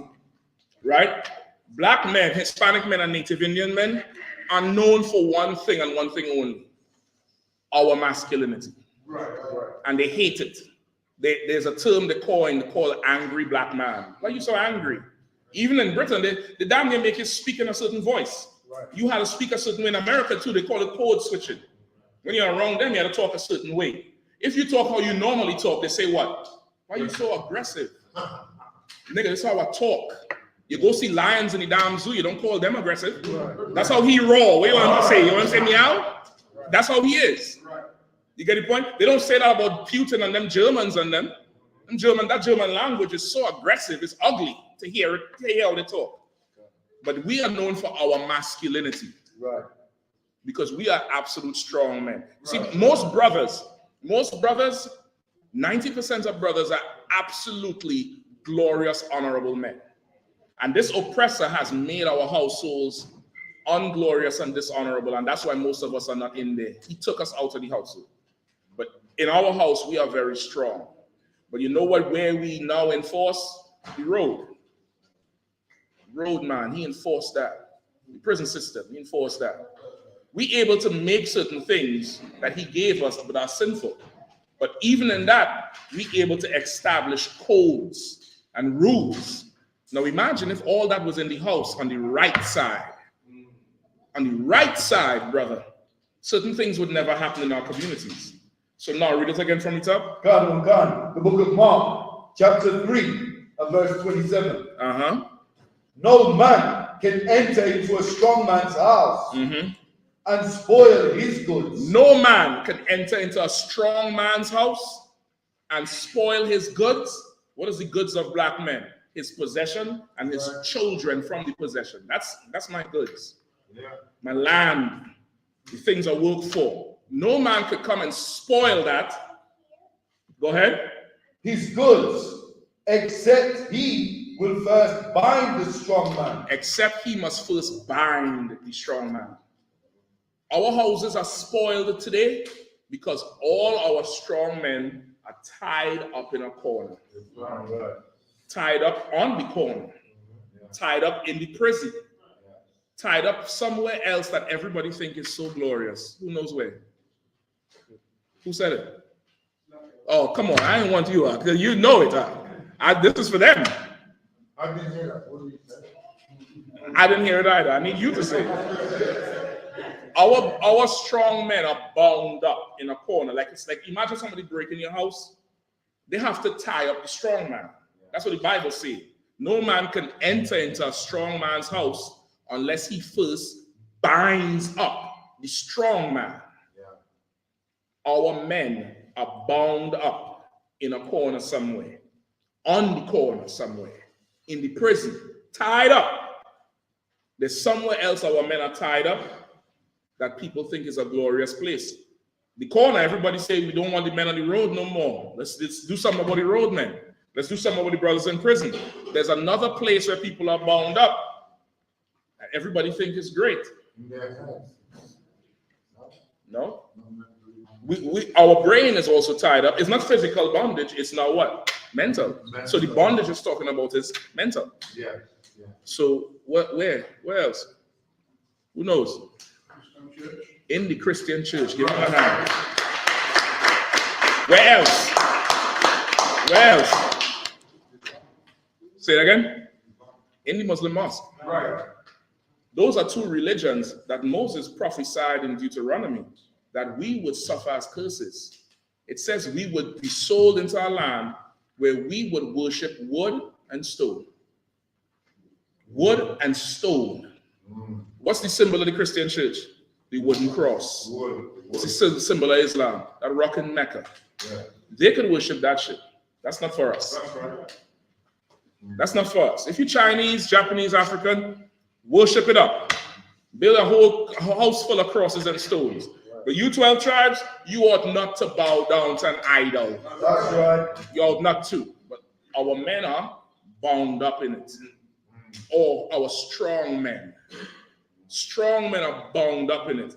These religions go for the best of us. They go for the best of us. Islam went for Muhammad Ali and Mike Tyson. Now they got Gervonta Davis. You get the point? They go for the best of us because they know our people will follow idols and will come into the religion. Listen, Commandant General Yahanna has idols of his own. Real celebrities, General Mahayman, General Mayak, General Hazayan, General Shalma, General Kathamgaba, General Kabalama. Give them a hand, brother. Those are brothers that done served Christ all over this world. Ridiculous videos, millions of views. General Mayak has a ridiculous, General Mahayman has a ridiculous video making some girl cry in DC who said it was unpatriotic. Millions of views. General Mayak made the Jewish boy cry. Famous video back in 2010 in Philadelphia, where he told the Jewish boy, your parents was burnt in ovens. That's not in the Bible. You are not a Jew. The Jewish boy started crying, went viral. That's who you need to follow. Those are not men who are bound up in anything. Those men are servants to Christ. That's right. And because of it, we're able to boldly say the things we say. The Christian church is the house of Satan. Right. Islam is idol worship. Right. And the white man is the devil, the Bible speaks. Right. We say it with all conviction and no fear. Because I serve Christ, man. I serve Christ. And our houses are protected. Let's believe. Who are the other? Oh, what we holding for the headpieces, right? Give me every man praying and prophesying, 1 Corinthians, and glorious and warlike apparel. You have it? Go ahead, Cap. 1 Maccabees 14:9. Right, 1 Maccabees. This is in the Apocrypha as well. 1 Maccabees chapter 14, verse 9. Go ahead. The ancient men sat in the streets, communing together of good things, and the young men were on glorious and warlike apparel. Right, he's read it again from the top. The ancient men sat in the streets, communing together of good things. The ancient men sat in the streets, communing together of good things, which is how we are today. Right, well, after you work that slavery for 8 hours a day, most brothers come home, they might eat something, and they go away. You go sleep. All right, no sweat. We ain't talking about sleep in this one. The congregation, brothers. Where? On the corner. On the corner. Yeah. Somewhere on the corner, or some football field, because you're going to sweat. Somewhere, but the ancient men sat in the street, communing, talking about good things, meaning how we going to do this, how we going to protect this nation. That's how our ancient men sat. Go ahead. Yes. And the young men who are glorious. And the young men. So as the more seasoned, the older brothers, the men who lead in, they would sit around talking. The young men who would be around would wear what? Glorious. Wear what? Glorious. And warlike apparel. Glorious and warlike apparel. That's why we dress how we dress. Exodus 15:3 said, God is a man of war. That's right. We are always warrior type people. We always have that spirit in us. We don't like the two, white man suit and tie thing. That for most brothers strangle you. As soon as you come out the interview, you come off the damn job, you get this noose off my neck. Right. Because you want to go into your glorious warlike apparel. Right? That's how we dress. That's why you see the boots, the pants with the studs and the fringes, the armbands. These are, these are tools of war. Yeah, some brothers have armbands all the way up to here because in those days, the weapon was a sword. And you don't ever want to get sliced in your arteries. No. So you wear armbands to protect yourself. Yeah. You might need that for the knife crime. Knife crime, that would help a whole lot. Right. You get the point? You got some more? Any more? Give me Exodus. What's that one? The studs? Let's let me get that. Let me get the ouches of gold. O-U-C-H-E-S. Ouches of gold. Let me get the garment, the long garments we wear, and also the mitre. Go ahead. Exodus 29:6. And thou shalt put a mitre upon his head, and put the holy crown upon the mitre. Right? A mitre in the Bible, M-I-T-R-E. Some people will say mitre. And old school brothers who would play football, you remember there's a football boot brand called mitre, right? Mitre or mitre. A mitre is this thing I'm wearing here. In the Bible, it's also referred to as a tire. Like a tire. Imagine you have a tire, car tire, and put it on your head. I would have that hole in the middle. But this one, you wind it around in a certain pattern. Let me get on. It's in the Bible dictionary, the mitre. This is the Bible dictionary again. So he refers to. Let me get another bottle of water too, please, again, if you don't mind. So water, please. No. Go ahead, Al. It refers to in the word dress. So it says the headdress is chiefly worn as a protection against the sun. Right, the headdress amongst our people was chiefly worn as a protection against the sun. Most brothers always go out with either a hat or a scully or something. Most brothers, most black men, you wearing something, you had to get a hat to complete the whole fit. Go ahead. and a finish to a completed costume. You see? They wear it for protection from the elements and a finish to a completed costume. Now, check the spirit of this. The Bible dictionary describes how we would dress as a costume. Why do you think that is? Why do you think that is? If anybody wants any more juice, water, or soup, just raise your hand, all right? The brothers and sisters gonna get it to you. Why do you think they describe how we dress as a costume? Anybody? Because you're like a soldier ready for war. All right, think about how brothers dress today. Not us. Any brother. Go ahead. The Bible described how brothers would dress as a costume. It said the headpiece would be a completed finish to a costume. Tell me. Why are they describing it as a costume? To separate it from other people. So then how we dress is different to other people? Yeah, basically. And how do we dress? It's Black and Hispanic people. Yeah, they're like on trend. People follow the trend. The trend. Because what we wear is a spectacle. That's right. Trendsetter. Yeah, you understand what I'm saying? Yeah. How they say it until the World Cup, we run things, things not run we. Right. We set the trend. And to anybody else, how we dress looks like a costume. It looked like, damn, he had shoes and the laces match the belt. And then he had the hat and the hat matching the emblem here. That's how we are as normal. And we are the bottom of society. They be millionaires and looking like trash. That's right. Even in old days, we would dress a certain way where the shit just stand out. Right. It stands out. Listen, you should go on our website, go to ISUPK.com or our Israelite School of Universal Practical Knowledge on Facebook. Look up our Passover pictures. We have a long priestly garment called an ephod, which is in the Bible with studs and all kind of designs. That's biblical. The Arabs, you see that man dressed their way? They get that from us. Trying to imitate us. But can't never be duplicated. Their shit don't look masculine. Right. They don't look good. It's not functional. How are you going to run in that shit? How are you going to fight? You're going to trip and fall. You're going to cause a slit in that dress. This thing is an ephod. It's not a dress. But that comes from us. And that's our normal gear. That's our normal attire. Keep going.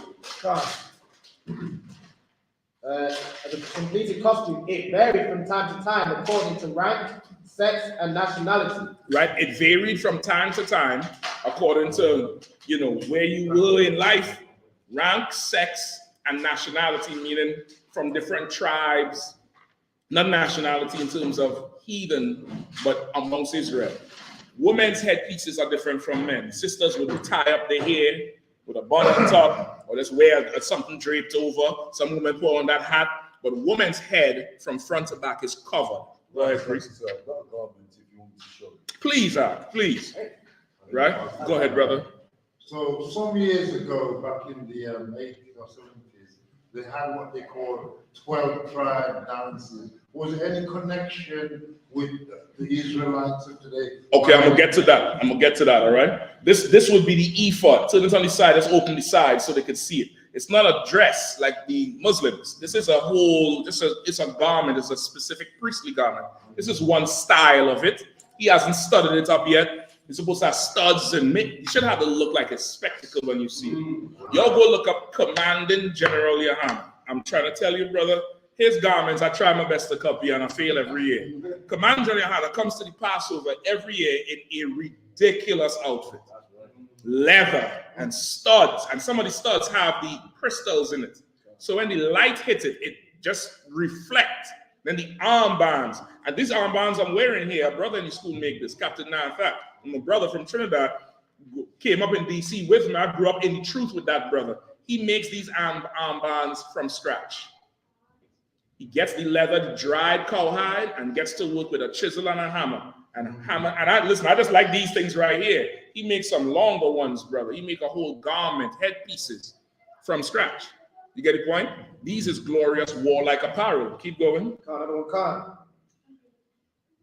In Maine, however, there were 3 known types that were worn by the male members of the Hebrew and surrounding nations. Right? There were 3 main types of headpieces worn by the Hebrew men. Go ahead.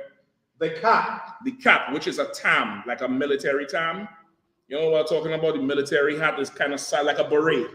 Like a military beret. You see some brothers wearing that. Go ahead. The turban. The turban or the mitri. So some people call this a turban. Go ahead. And the headscarf. And the headscarf, like what Captain Karafi is wearing, like what Officer Ariala is wearing, and he has a headband rocking it, or like what this brother here is wearing. Some variation of that. That's our culture and custom. That's where we get our headpieces from. You get it? What's the other question? I know somebody had a question. Right. Also, too, for the men, the difference with the men headpiece, our head has to be uncovered. Right. Read it. The crown of our head. Yeah, this crown here has to be uncovered. I was asking about the 12 tribes of Israel. I got you. What had the dances? The dances and stuff. I got you. All right, no sweat. Let me get on. Go ahead. God. The book of 1 Corinthians, chapter 11, verse 4.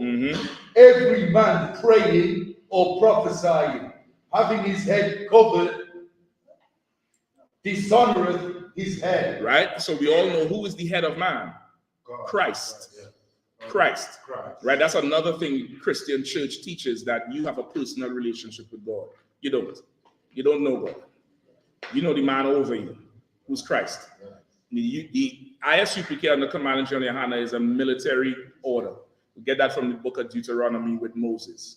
Moses structured the tribes out of Egypt, broke them up into military ranks. That's where we have captains and officers and generals in here. That's in the Bible. That's right. You know the man who you report to. You don't know the Lord. Right. You get the point? In Israel, Moses knew the Lord. Right. The Lord told Moses what he wanted. Moses told Aaron. Aaron went and tell everybody else. Right. This whole idea of everybody has an individual personal relationship with God is a lie. Right. That's not true. That's absolutely not true. That's Christian doctrine. Right? You wouldn't even know the Lord. You're supposed to know your father. You don't even know your father. Right. How could you know the Lord? Christianity teaches you don't have to respect your own father, but somehow you could respect God. How could you respect the man you could see? How could you not respect the man that you could actually physically see every day, but then claim you respect somebody who you can't see? Yeah. And it's hypocrisy. Yeah. You understand? Yeah. The head of man is Christ. Any man praying or prophesying with his head covered dishonors his head. A man has to have his head uncovered. Right. You get the point? Our head is not here. Our head is uncovered. Keep reading. God, verse 5. But every woman that prayeth or prophesieth with her head uncovered dishonoreth her head. Every sister, come to class, you learning. The sisters here, I know y'all don't know for sure. Don't worry about it. You're learning. Don't worry about it. Everybody learning. Even if you hear something that, okay, you're doing and you know it's wrong, don't sweat it. You didn't know before. Every sister praying or prophesying should have her head covered. Why? Because her head is here. Her head is man. She could see him. She has to cover herself. She has to cover her head. Not all the time, but definitely she come to class, she come to a high holy day, she'll cover her head. She being, taught, she has to cover her head biblically. Now you going out, you having fun, you partying, you got to uncover your head. Or if you're a good possession, go how your husband wants you to go. If he say, listen, man, that hair you got is glorious, but I work that head wrap. To honor your husband, work the head wrap. Now let's say you fed up with the head wrap and you want him to give you permission to go with it uncovered. What should you do, sis? What should you do? You ask, he might say no. Then what do you do? Sis shake her head. She's like, you ain't going nowhere. No, man. Says abort the mission one time. She said, well, if I can't go, I ain't going. Let me tell you what you do. You go get him his favorite wine, and you turn on whatever song you all like and persuade him with your power to say yes. Sisters have power too, you know? Sisters have good power, boy. They have something there that's rare in the earth. Kim Kardashian trying to buy it. They got good power.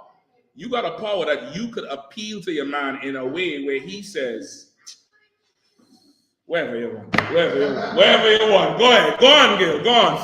Forward and go on.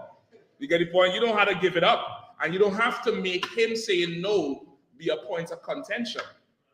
He's your head. Go and treat him. Go treat him good. Okay, I'll say, sit down. Sit down. Go do something. Go do something for him. Go, win him over. And he'll start to give you so much freedom because you honor him so much. And he'll start to trust you and, let you do things and be okay with you doing certain things. And it's going to strengthen your relationship. But that's the difference with the headpieces. Sister's head is supposed to be covered. Our brother's head is supposed to be uncovered. But we do have headpieces as priests. That's what we wear. Right now, onto your 12 tribes question. That comes from the Rastafarian movement. Yes. Not the mention of 12 tribes. We are the 12 tribes. Right. But the dances and the Naya Bingi and this and that, not Naya Bingi, but the 12 tribe thing comes from the Bible. But it originally started with our people from the Rastafarian movement. Because Benjamin, biblically, the Bible describes Benjamin as dwelling in the bosom of the Lord, between the Lord. He'll have the Lord between his chest, meaning the tribe of Benjamin is very, unlike all the other tribes, we are a bit extra when it comes to the Lord and his words and everything. If you notice, our music is always something about the Lord and the Bible and quoting. We have Buju sing a whole psalm and had damn near every bashment you go to, every DJ star, let's bless the party. The Lord's my share. And that's how to start the dance. Right. As a culture, we the only tribe that does it. Right. Other tribes would look at it and be like, that's church? No, this is not church. This is just how Benjamin is. Right. You get the point? So because that's in us, even though we stray to other religions, we take the glory, Lord's glory, and give it to them. Benjamites, or the West Indian people, made Rastafarianism great. Right. Nobody would grow dreads if it wasn't for the tribe of Benjamin. Right. Nobody. We make everything great. The only reason brothers are in Islam is because of what? The Quran? Huh? No. It's because of Muhammad Ali, Mike Tyson, Malcolm X, Elijah Muhammad, who are not Arabs. They're not. Name me any brother who was in Islam here before. Listen, before I met Commander John Yahanna, I was dabbling in everything. I couldn't quote one Arab imam. I don't know none of the teachers, but I do know who Farrakhan is. We make them great. We make them great. Listen, if it wasn't for Peter Tosh and Bonnie Whaler, Bob Marley would have been some reject child somewhere. I know everybody loves Bob Marley. Let me give you some news flash. Bob Marley is a white man. His father is white. And you are whatever your father is. The mother doesn't matter so much when it comes to lineage. Your mother might give you certain traits and certain physicalities and whatever. But Bob Marley is a white man. His father was a white man. A 60-year-old white man who had sex with a 17-year-old girl. In today's society, he'd be a pedophile. Bob Marley had no talent until he met Peter Tosh and Bonnie Whaler and stole the band from Bonnie Whaler and Peter Tosh. And now him and his family, some of his children ain't got no talent, none. They can't sing, they can't rap, they can't do shit. But they're making millions. Where's Bonnie Whaler's children? Where Peter Tosh them children? We make them great. Time for us to make ourselves great. Go ahead, brother. Does the I.S.U.P.K. I.S.U.P.K. Right. How do you see heaven? Is there a place, do you think about heaven when we die? Yes. Let me get that for you. Let me get it in the Bible, right? Ecclesiastes. You all know what I want? Right, let me get Ecclesiastes 3 and 16. Also give me Revelations 13, 9 and 10. Maybe just those two. Any other questions before we wrap up? I ain't trying to keep you all here too long. I'll go over if you all have more questions for sure. We still got soup or we done? We still got some more? We done. I think there's some more food, Ariel. Some food upstairs or something like that. A food place. If anybody's hungry, just let us know. We'll bring some food down for you. We have juice and water here too, all right? No sweat. Just raise your hand. There ain't no sweat. We going you want some? Yes. I sort the brother out, all right? Brother here too, all right? You have a question or you wanted some? Both? No, sir. Give me a question too. to do the Lord's work. If what? How can you do it as quietly as you could, all right? Go ahead.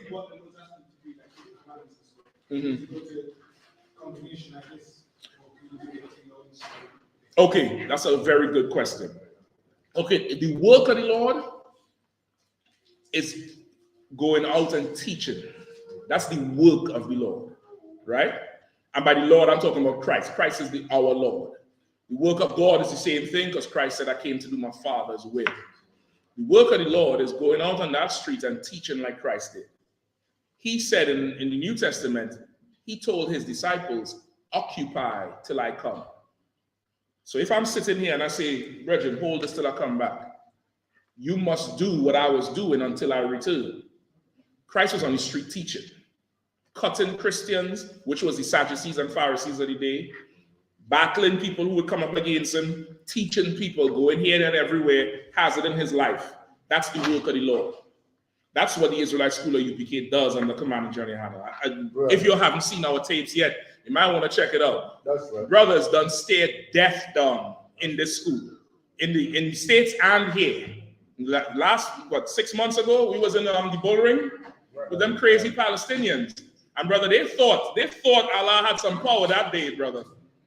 By the Spirit of the Lord, they understand that our God is God. That's right. And we will kill and die for our God. Right. You're not running us off no damn corner. Anyway, we rule the earth. We're supposed to be rulers of the earth. So if you want it, you're going to have to take our lives for it. That's the work of the Lord. You're supposed to be willing to endure to the end. The work of the Lord is going out and teaching. Now, for that, you're going to have to get taught. Every prophet and priest in the Bible got taught. Paul had to go get taught. He grew up with the Sadducees and Pharisees, but after when Christ came to him, he had to go back to Jerusalem and get his shit straight with Peter. Peter then had to be taught. Elijah taught, Elisha, Jeremiah. Everybody was taught at once, then got power and went out and started teaching. So for that to happen, you're going to have to come and learn from Commander Johnny Yahanna. And I'm saying for him, because he is the man the Lord chose. I know it. I've served him for damn near 20 years. Right. I've served under him. I've met him way back in 2005 on the phone. I was in Trinidad. I met him on the phone. A brother who knew him put me on a three-way call with him. And he broke down baptism for me, brother. And I never went back to church. He broke down how much they was robbing me with tithes. Broke down how effeminate it is to sit and have a woman teach you the Bible. No disrespect to sisters. But only a man could teach a man to be a man. That's right. And only a man could teach a woman to be a woman, because a woman is supposed to do what? Help serve her husband. Yeah. Certain things sisters don't teach you, but men is going to rule everything. Learn from Commander Johnny Yahanna. There's there are Israelite groups who broke off from the I.S.U.P.K probably around the time of the 90s. So we can work it out with the captain, all right? Work it out with the captain, right? Around probably about the 90s or so, and started different groups because one man grew with power and didn't want to give up lust of his flesh. Some of those groups started saying, white women, we could allow white women in because we gonna get them back for slavery. It's a sin to marry outside your race in the Bible. That's right. Now, if you already did it, that's fine. Keep that heathen. Keep them. That's your wife, love them. That's your husband, love him. Just don't go get no more. Right. If you have to go get more wives, get a sister. She needs you more than anybody else. That's right. If you're a sister you married to a heathen, he dies, don't go get another heathen. Get a brother. He leaves you, don't beg him. Don't beg him back. Just know that if he walk out that door, you're going home now. But if you already have one you didn't know, don't sweat it. Men left for different reasons. There's one famous one that wear that purple and gold, and I'm saying famous just because people who are Christian look at the purple and gold like it's royal. You can Google this. Purple in the rainbow color is the spirit of homosexuality. They lie and say it's about Christ, and it has nothing to do with Christ. That purple, it's supposed to make you feel comfortable to leave the church and organize religion and go with them and think you're obeying God, but you're not. Right. They really run by a cop out in New York who's paid to bring dissension into the tribes of Israel. That's all it is. Go ahead, brother. So would there ever be a time when all these different fractions of Hebrew Israelites come together that prophesize? Yes, but not come together like how you think. This is what's going to happen with these groups, right? Let me finish the point with the brother.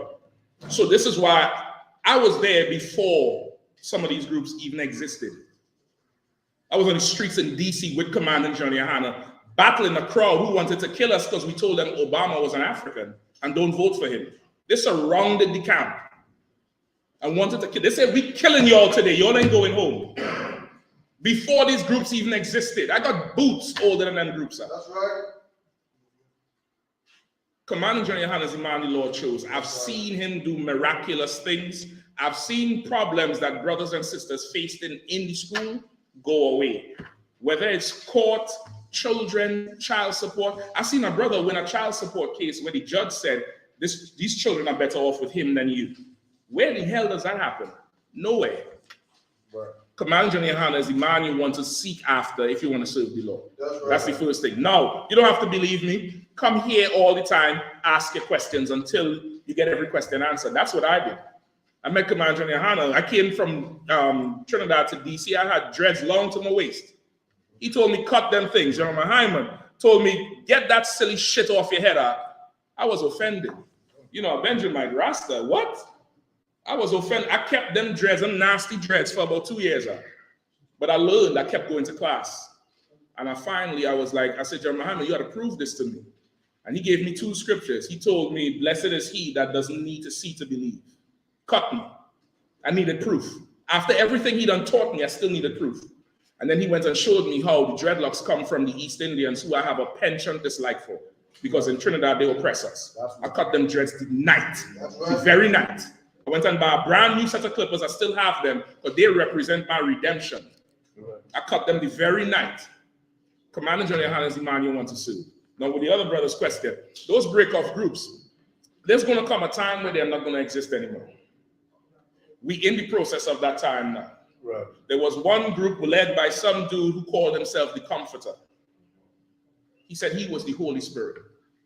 Commandant John Yahanna taught that dude. He left, stole the school from Commandant John Yahanna, made everybody dress in red and white. And he amassed a ton of people, promised brothers record deals and all kind of shit in New York. Taking brothers' wives from them, kicking them out of school, taking their wives. You know where he is now? Jail. He was in jail. Well, he's dead now. He's dead. Because And his group is in shambles. Brothers started killing themselves. One brother threw himself out a window. Everybody's time is coming, brother. Everybody's time is coming. But while they become examples that I could use in class and the general could use in class, we're going to be on the streets teaching. We're going to be in the prisons teaching. I need to get Winston Green badly in every prison in the UK. I want my army. I want the army for the Lord, not my army, but Christ's army under Commandant John Yahanna. That's right. I want to be totally part of the plan and building brothers up. Right. You get the point? While that happening, we build it. We ain't trying to go at them and try to tear them down at all or nothing. They better not come in front of us. But while we're doing the Lord's work, brother, they are disappearing. One group used to teach rape was lawful. Rape. They said you could rape a woman. You could just take her. They say in the old days, you could just snatch her up. Because the Bible says, if a man take hold of a woman and lay with her, and that's not the spirit of the Bible. Take hold means what? If I say I have you in the palm of my hand, does that mean you're standing in my hand? No. No. You take hold of a woman by you go and you seduce her. You spit game to her. And now you have her. There's old R&B songs where Smokey Robinson say, you really got a hold on me. Does that mean the woman is holding him every single day? No. He's talking about the love relationship. So if I say, hey, brother, you got a hold on that sister there, it doesn't mean he snatched her up and raped her. But that group taught that and came out of the U.P.K. and left. Sometimes what happens is, because of and I'm not making an excuse for them, but I could understand what happens, which is why in here we are so extreme about everything. The white man is the devil. That's right. And devil means deceiver. The white man will convince you that a lump of dog doo-doo is the most delicious delicacy ever. And you will eat it if you listen to him. I'm not lying. A lobster is a cockroach. Right. And our people think that's a delicacy. It's nasty. You shouldn't be eating it. White man tell you it's a delicacy. You know, in the history, they used to feed crabs and lobsters to slaves because it was poor people food. But now it's a delicacy. The white man, he'll tell you it's an alternative lifestyle to be homosexual. The white man. He say there's adults who have a legit sexual attraction to kids, and we should allow it. They just like kids. Well, maybe my father just likes selling crack. Get him out of the prison. If you predisposed to raping kids, maybe my cousin who was shooting everybody up, he was just born that way then. Let him out of the prison. But no, he have a mental problem, then you nasty. You have a mental problem. Go to jail too. But the oppressor, he'll make everything wrong seem right. And some brothers, this life we live as men and women, some of these sisters in here, these two sisters in here in the school, they'll tell you the life we live is a very hard life. It's difficult. It's difficult because we have to say no to so many things. I'll come into it.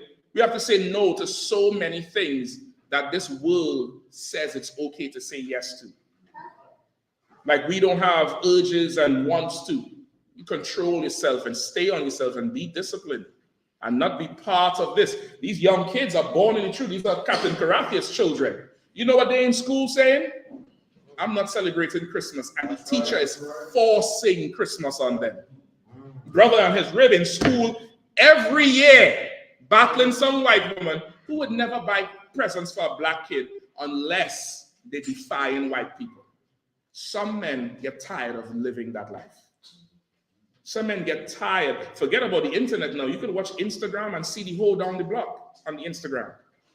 Some men is like, oh boy, let me go over there. The Lord ain't going to punish me. You do it enough, you're going to be out the truth. You're going to be out. That's what really happens. You want to serve Commander John Yahanna? You want to serve the Lord? Come serve Commander John Yahanna. We'll teach you how to set up things so that you don't get seduced and deceived and tricked. And now you out there teaching something we never, ever taught. Right. That purple and gold group, everybody heard about Joy Morgan. They had some school in London, and they let Africans in. Africans are heathens. They're not the children of Shem. I don't care what nobody say. I'll say it to their face too. Right. They let some African in, and he raped that girl and killed her and left her in London. They didn't come look for her. They went to court. The mother is telling them while she's missing, they're stealing her money because they had her set up a direct deposit into their accounts. They didn't go looking for her.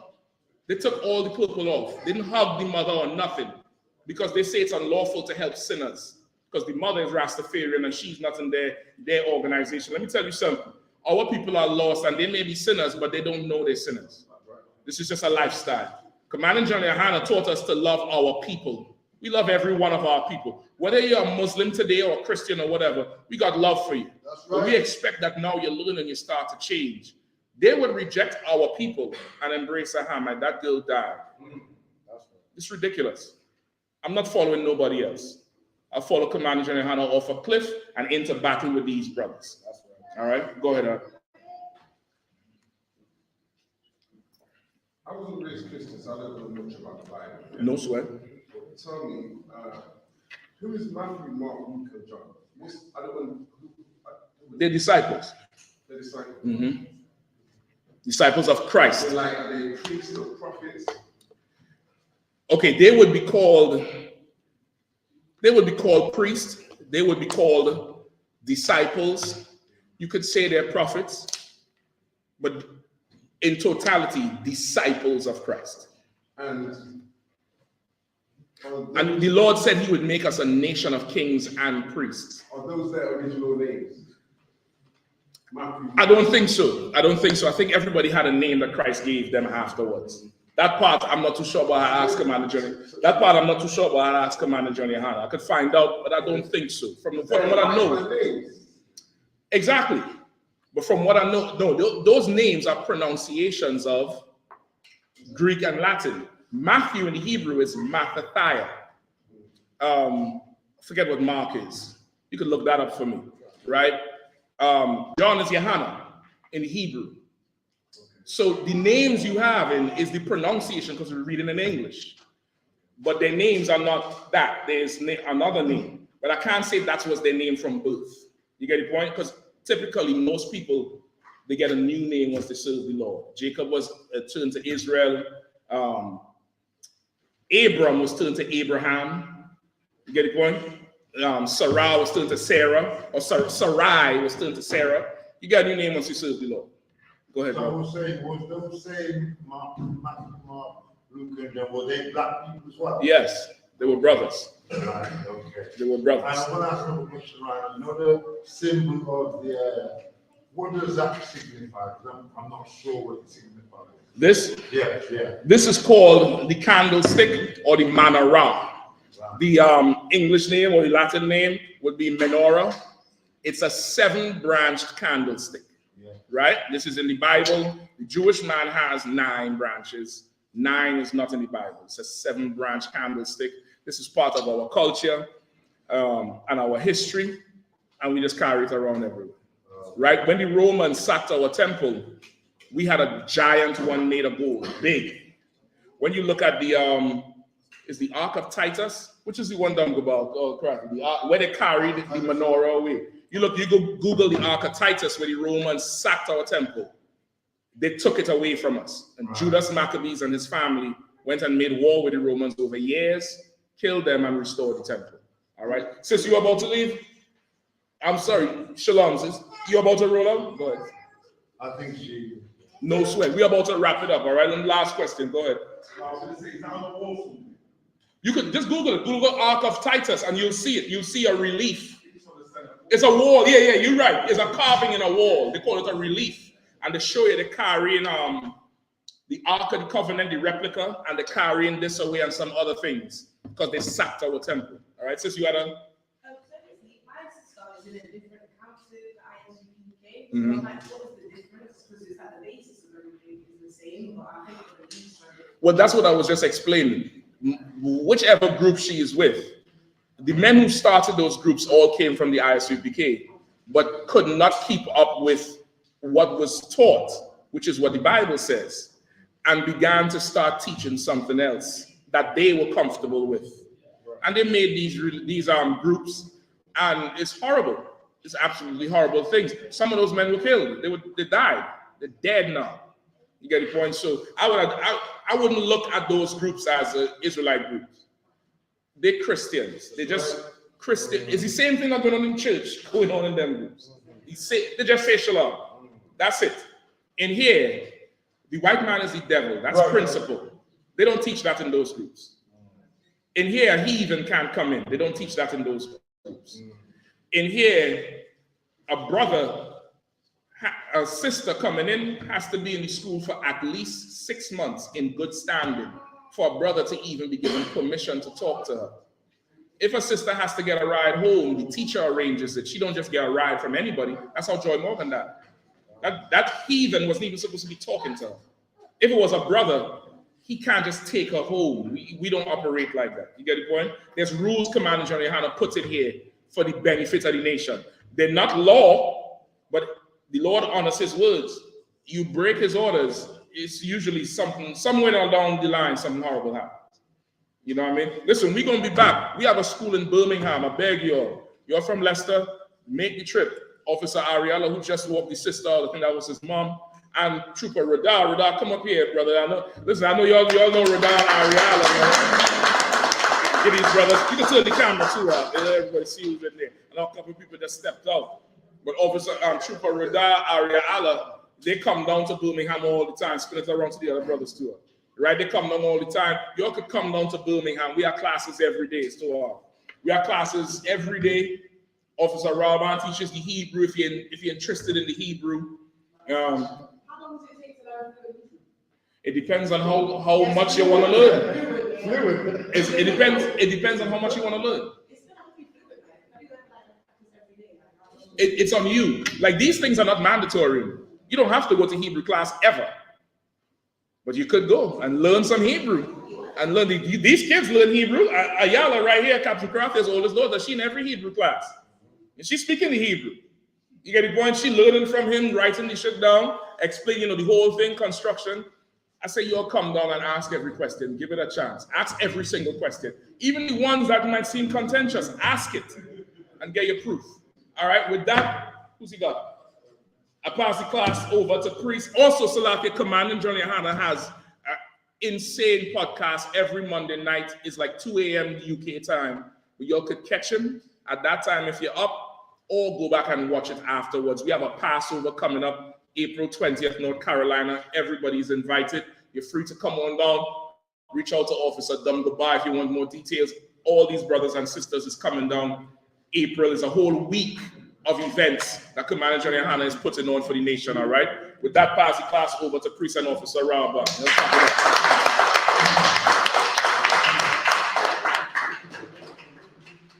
This is the I.S.U.P.K security announcements. We are the I.S.U.P.K starting out of 1 West. Akim, Shemai. We are the I.S.U.P.K starting out of 1 West, 125th Street, Harlem, New York, on the Commanding John Yahanna. Rules for a new brother and sister. When a new brother or sister comes into the school, they are off limits for 6 months. They are to be saluted only. They are here to shed themselves of the world. If they need transportation, the teacher will arrange it. After 6 months, if a brother or sister has an interest in a particular person, he or she must get permission from the head to speak to a brother or sister. There is another 6 months in which the brother and sister will court each other. After this 6-month period, the brother or sister will get permission from the head to marry. Tithes, which is a commandment. Numbers chapter 18, verse 21, Malachi chapter 3, verse 8 to 10, means 10 in the Hebrew. Ma'ashara, 10% of every penny of any increase the Lord gives you. Give to the treasury department or the teacher. What do you respond? There's also a priest fund, which is a free will offering for the priest. Not mandatory. Give whatsoever amount you would like. Upcoming holy convocations, we have the Passover, which is on the 20th of April in Durham, North Carolina. All Akim and Aqua, remember to check the bulletin board in the hallway, so we have a sheet with all our feast days. And if anybody was to be a trooper in the school, start wearing all black. That's boots, shirts, pants, headbands, and scarf. And with that, we're going to give the teacher one courtesy salute. So we're going to face the teacher. Ye men of Israel. Ye men of Israel, I Madim, which means to stand. I Madim Shabbat. I Madim Barak. Yahweh Hashem Yahushua Barakah. Yahweh Hashem Yahushua Barakah. Yad Yamatah, which means hands down. Sa, which means turn. You're going to face the sisters. The sisters, you have to stand. Ye men of Israel, I Madim Shabbat. I Madim Barak. Yahweh Hashem Yahushua. Yad Yamatah, class is dismissed.